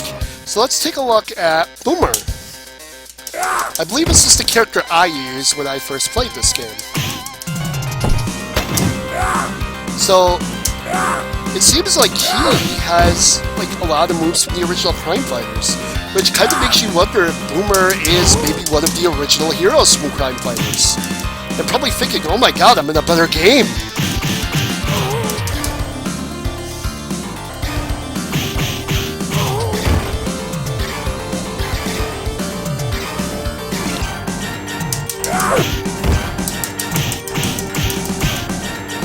Yeah, it seems like he is the original hero from the first Crime Fighters.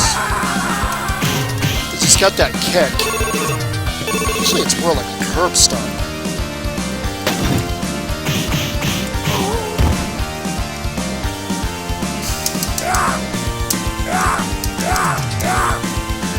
So his down to both buttons is that wheel kick, which is pretty cool.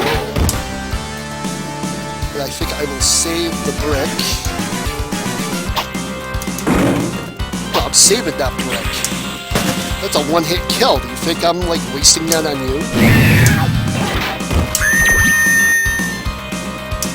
Ugh.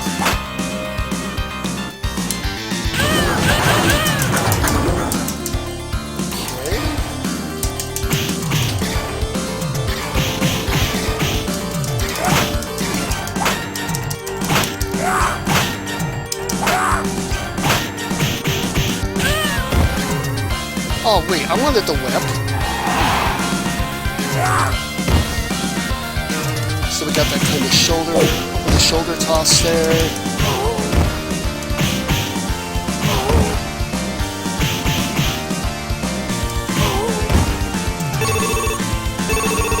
No punk admitted.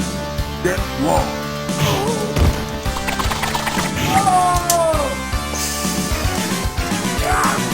So now we have to take out, we have to hit Freddy once.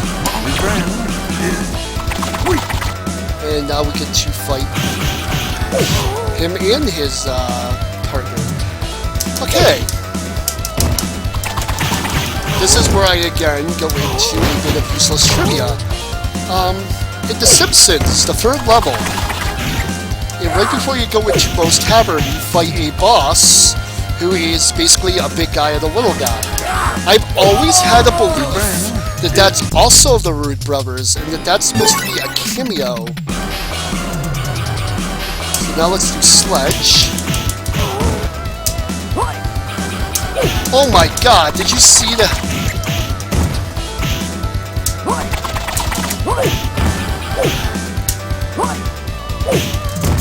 So he does what, diving headbutt?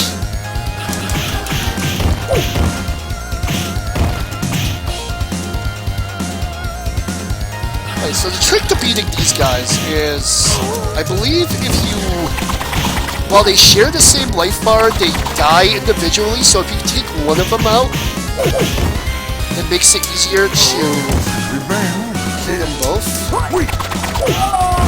Oh my god. So we'll do sledge again, just because I want to show more of them. Or maybe they don't die individually, I don't remember. They must have taken her to the waterfront. Again with the docks! Beat Cruel Kurt, boss of the waterfront, and find out where Kate is. So we will do just that.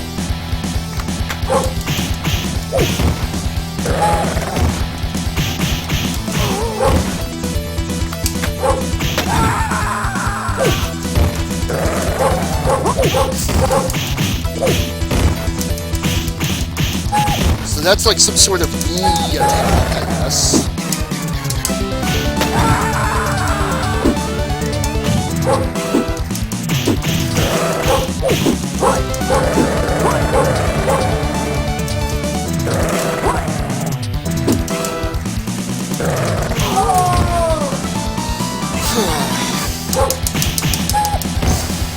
Oh well, this is what I get for playing. Oh my god, freaking dog!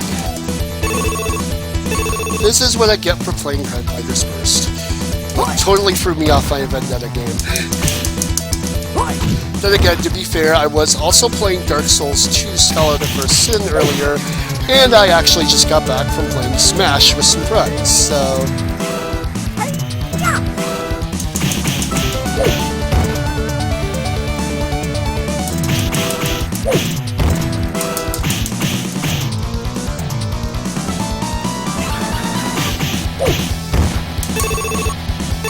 So thankfully, the karate guy in this game isn't the big pain in the ass that he is. The dogs, oh, the dogs are always a pain.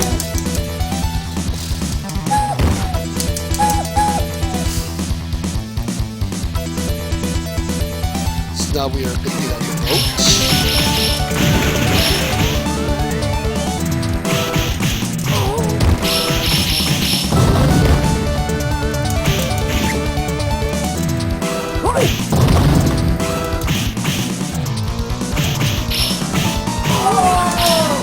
Alright, so now that I'm showing you everybody, I guess I get to pick one I want to play. So I'm going to go with Blood, because he's the guy I know how to play with the best. So unfortunately, you cannot use the, trident.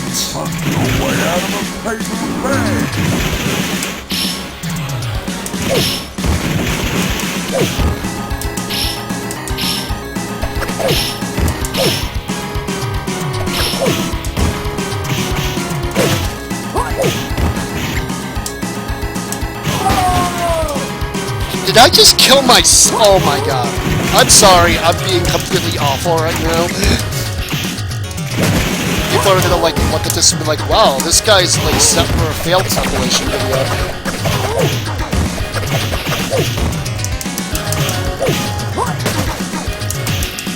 No way I'm gonna lose. And I realize I am playing really slow. I'm gonna watch this later and be like, oh my god, why did I fall for that? Really hitting myself with the crane.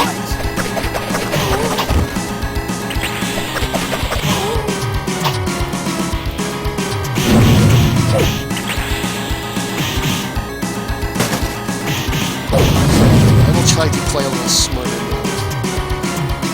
So, as you probably saw, we want to bait him into doing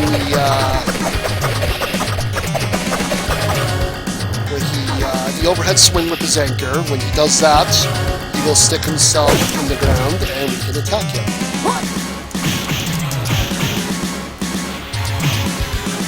Although, to be fair, aside from the Rude Brothers, this is probably the hardest fight in the game. I thought I was dead there for a minute.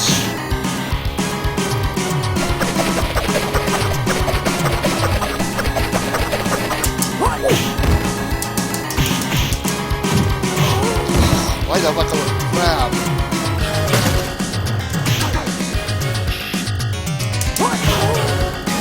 No way I'm gonna lose.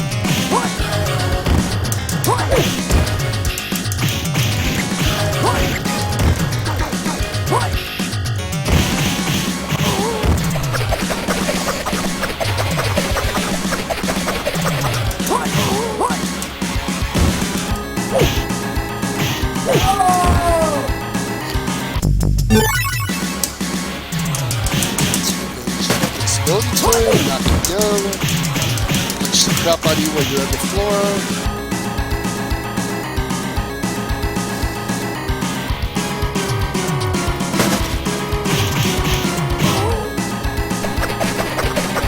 You need to do your spinny thing, and I guess I will toss you into the boat and punch you in the face. So now, would you guys believe it? We are about at the last stage of the game. Kate is already taken to the slum, dominated by the big boss, Faust. This is it, the final showdown with Faust. Let's get her.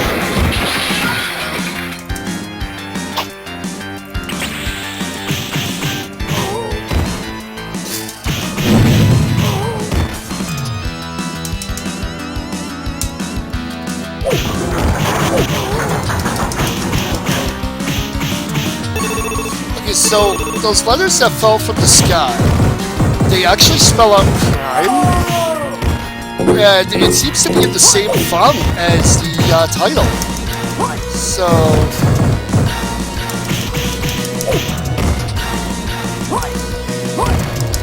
yeah, the Japanese version, which is called Crime Fighters 2, as I mentioned earlier, uses pretty much the same font as the American title of Vendetta in the title screen, so it might be something that some people wouldn't get unless they knew about the game's true heritage.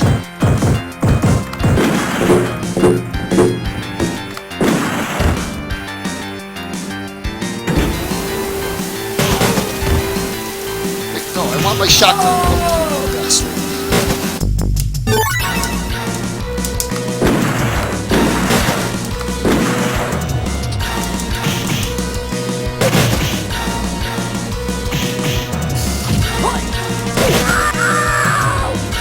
So it makes you wonder, who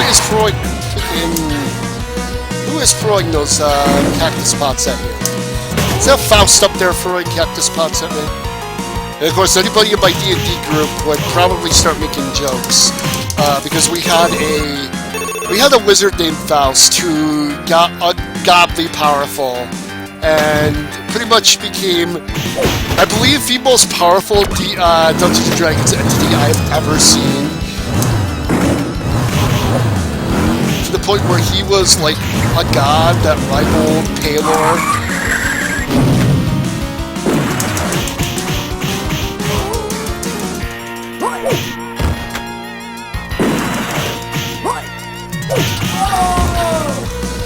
I am making way too many mistakes here. Let's see here.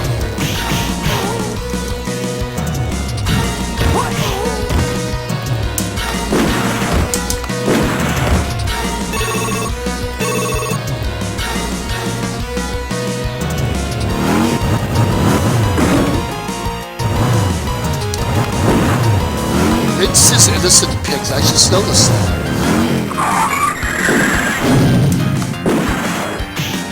So now, who's Vince? Like, funny enough, I was thinking, this game might have come out around, well, I said it was 1991 or 92. So I was wondering if maybe that might have had something to do with the Vince McMahon steroid trial, and it doesn't. Oh wait, I better not mention WWE.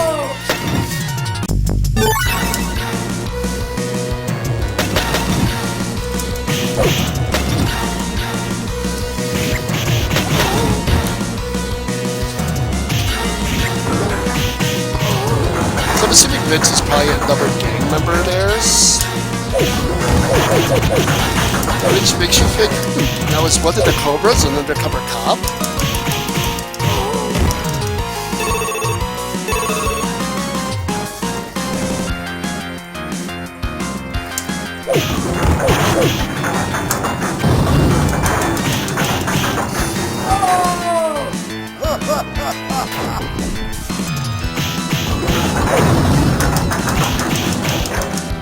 So after we get done with masked muscle here,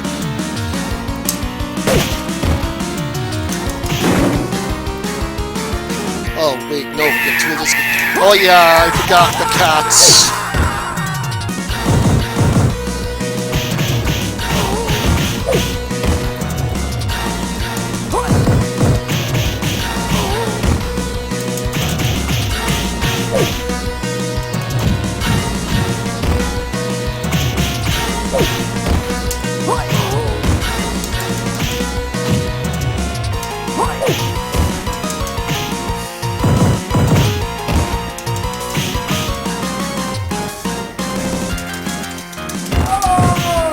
Did actually complete one of those like button events.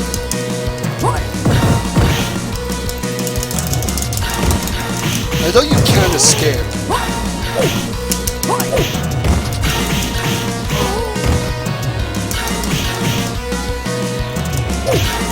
Jesus, how much hit points do you have?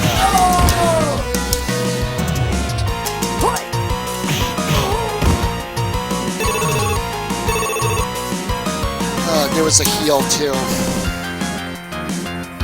looking at a fun masterpiece, oh boy. And this is Faust.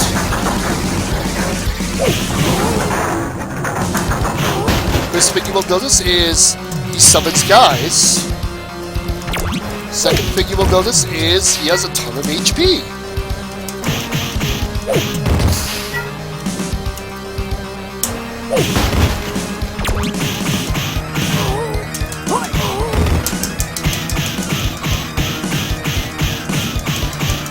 He also, for some reason, is not getting up. That has never happened to me before.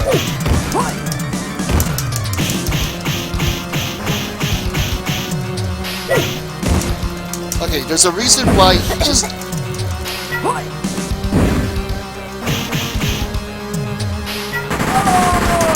Okay, recognize that tricky attack? Oh wait, I died when he had the machine gun. Thankfully, this game doesn't cut off your continues when that happens.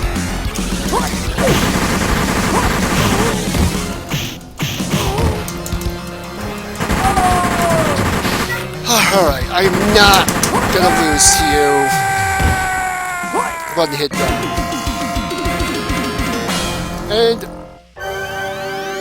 thanks, nice boys. Where have you been all this time? So we have finally rescued King. Thanks to the Cobras, King Cutie was rescued. The Deaded City was liberated from the grasp of the evil Deaded gang. The Cobras started on their way back home. But to their surprise, previously beaten enemies have been mysteriously revived. They're waiting to ambush the Cobras in the outskirts of this town. This is the final battle.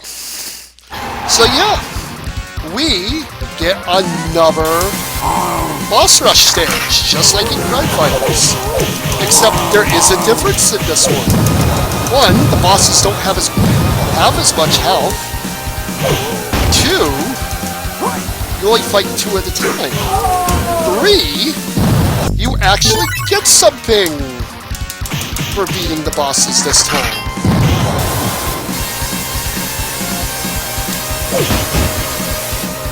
So I will save that energy.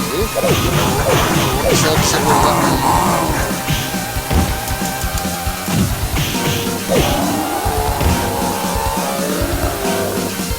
Okay, so... Bravado.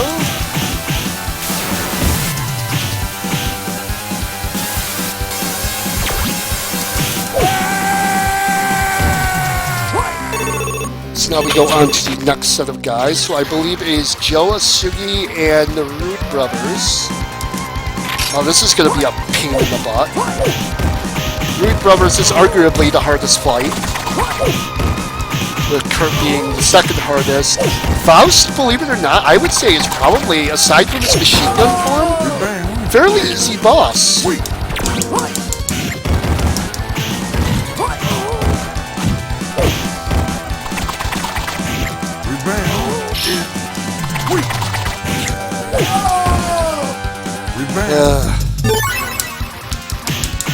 Let's see here.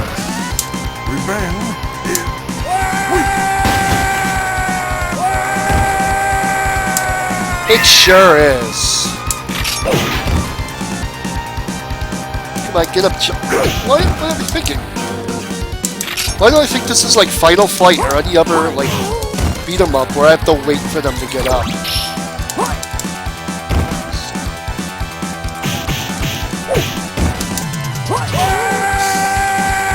Alright, we're down. Now we just have Kurt and Faust. And Faust will not have his machine gun this time.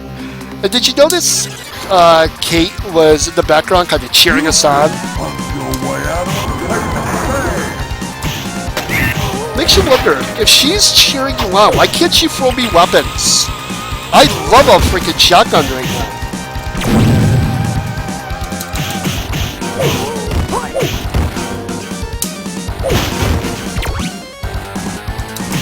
You know, or maybe more health. She could be like the ninja referee from Samurai Showdown. Just throw stuff out for you. Oh no, wait, that wasn't the referee. That was just some guy like who would just wander around and throw stuff out. Faust still summons underlings though. That's pain.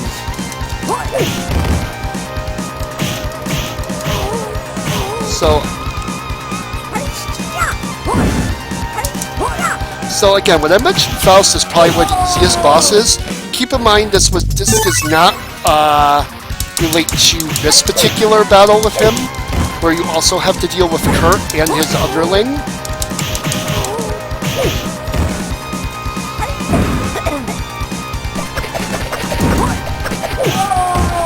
I walked right into his anger.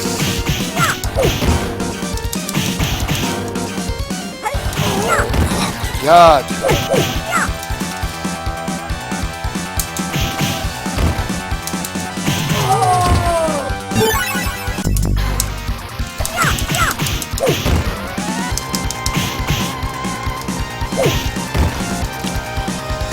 Just get rid of one of these guys.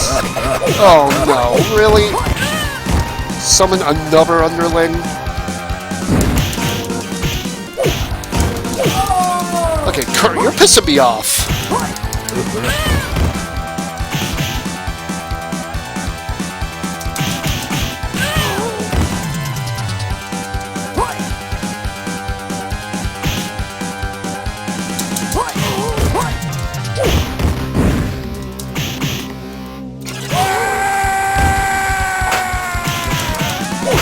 So, okay, because I have to mention it. Kurt is probably thinking, Faust is dead. Does that make me the new leader of the Dead End Gang? Actually, it doesn't, because there is no more Dead End Gang. Because I just beat them all.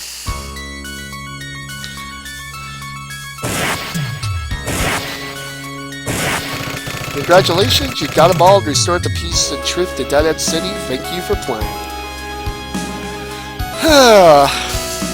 And as with Crime Fighters, after we see the ending, the true ending, it will revert back to stage 1 and let us play the game again. So a couple of things. First of all, I apologize for some pretty crappy playing there. I think it's just that I'm tired.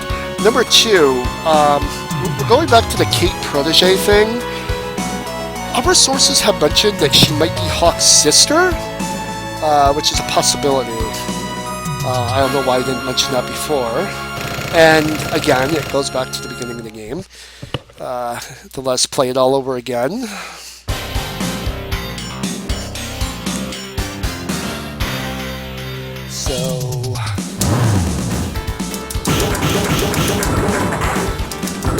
So here's the question now.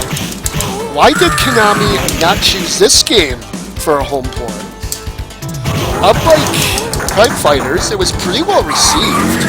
I guess it's because it didn't get a very high distribution rate. As I said, not really a lot of arcades got this game.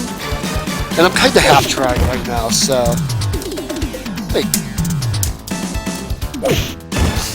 Just say, is there a way to do that straight punch? Like, straight out?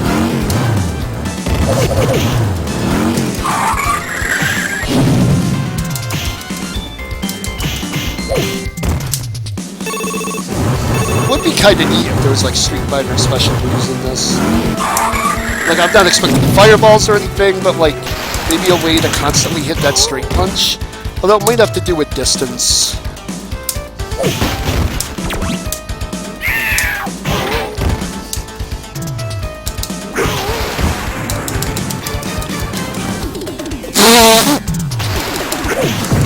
I can only imagine what that looked like to you guys on stream.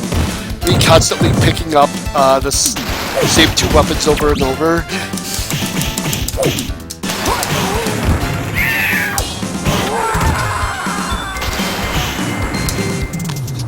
Okay.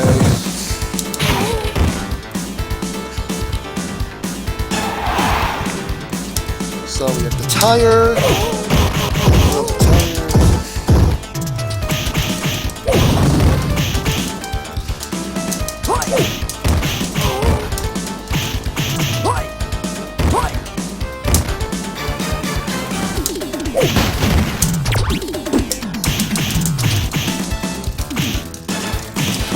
Oh yeah, but I'm not trying. Now I'm doing good. Maybe I should have just not tried the whole time.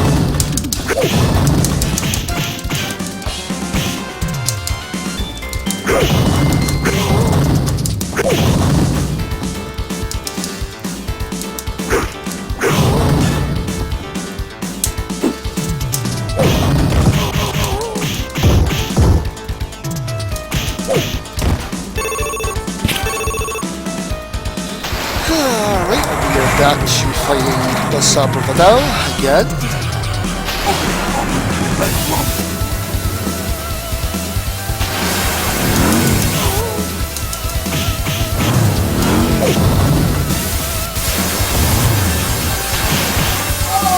Alright, that'll do it.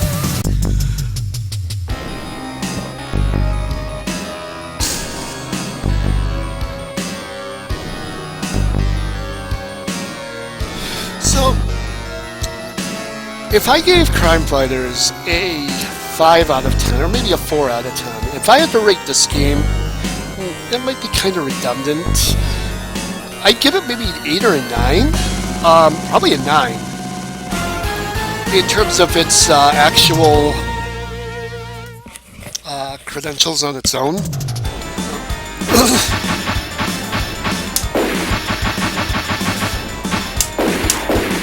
I am freaking tired. We're still going to do the last game now. However, for right now, I'm going to take a small break. So things are going to go dark for a little bit. Stream will still be running, so I just need to like get some water and stuff like that. So stay right where you are. Our last game, Violent Storm, is coming up about 3 to 5 minutes, and this is the one that a lot of people say is probably the best one. I got a little more to say about Vendetta too, which I'll get into when I get back. Mostly about home ports and whatnot. So I'll be right back. Until then, you're on hold.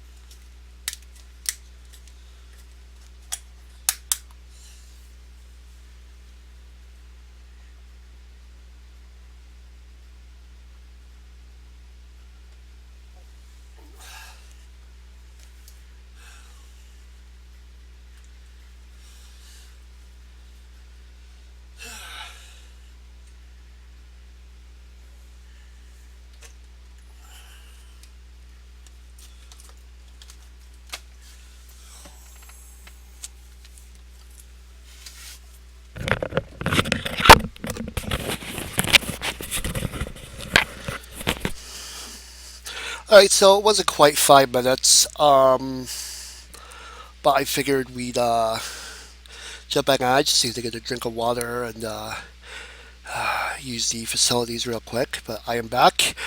So let's talk a little bit about Vendetta real quick. That we just saw. Like I said, I play that much better. I don't know what's up with me tonight, but I was just kind of curious as to why that never got a home port, especially with Streets of Rage and Final Fight both being pretty popular. Uh, I'm guessing maybe they thought none of the systems at the time could do it justice, but I think that's about the same hardware that they used for Teenage Mutant Ninja Turtles, Turtles in Time, and that looked great on the Super Nintendo. So I think if they put Vendetta on Super NES with even just 2 players, that would have been a really nice home port, and they could have even added like a versus boss mode or something. So again, I'm really surprised that none of these games made it to any home console or any home computer, not even in Japan. So I guess that's all I really want to say about that because there are probably people wondering why they're staring at a blank screen. So, what we're going to do now is go to the last game that we're going to be speaking to. Yeah, that's great. Uh, the last game that we are going to be looking at tonight, and this is the one that, as I said, many people say of the unofficial trilogy of these 3 games, this is the one that's kind of ranked as their best.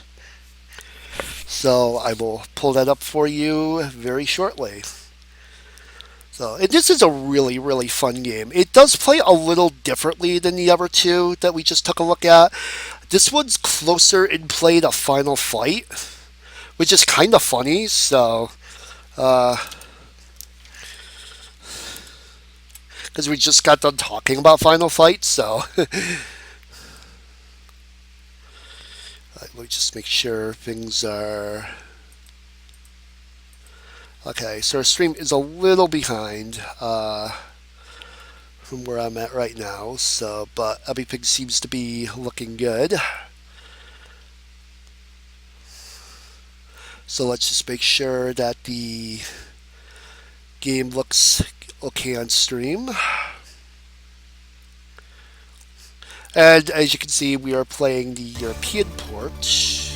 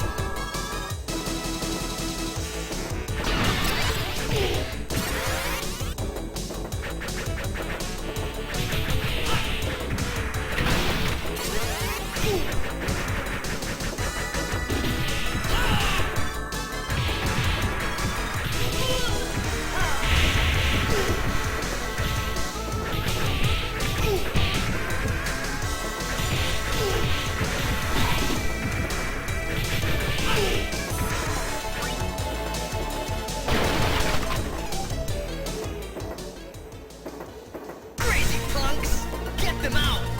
May I see your ticket?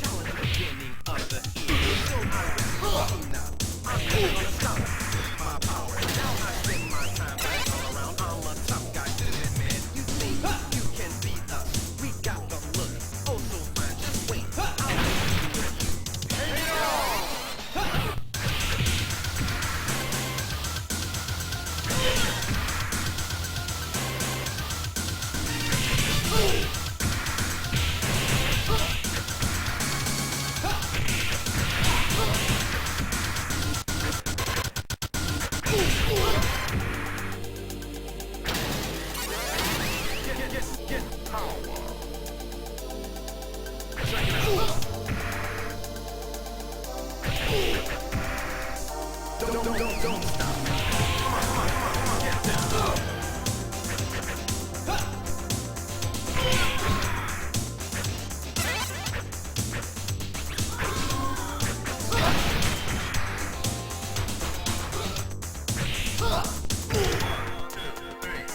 I'm gonna get you eventually. Everybody wanna knock you out. Straight to Sheena.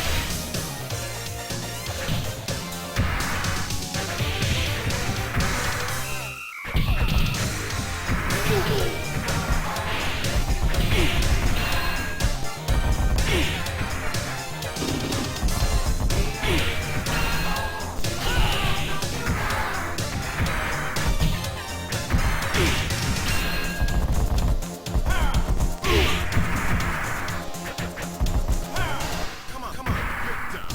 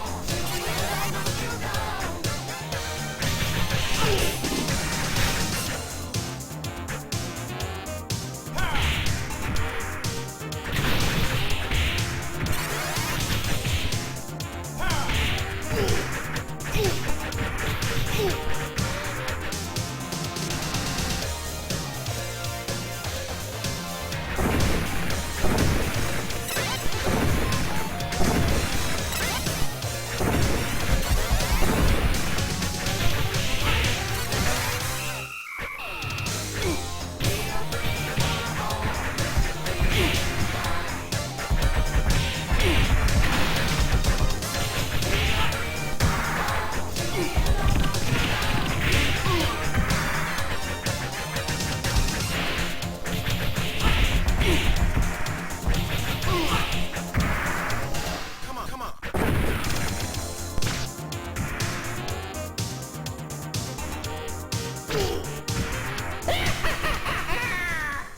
Beauty's justice.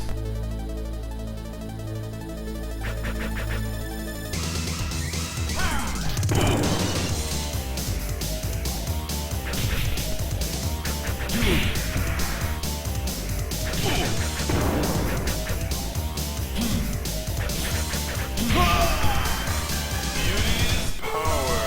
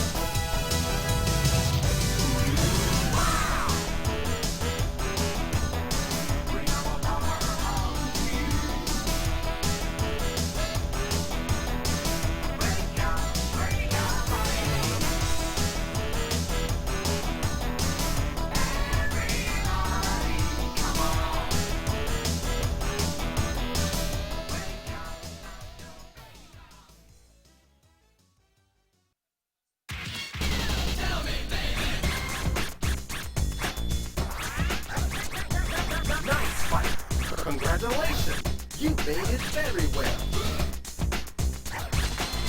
You've done great.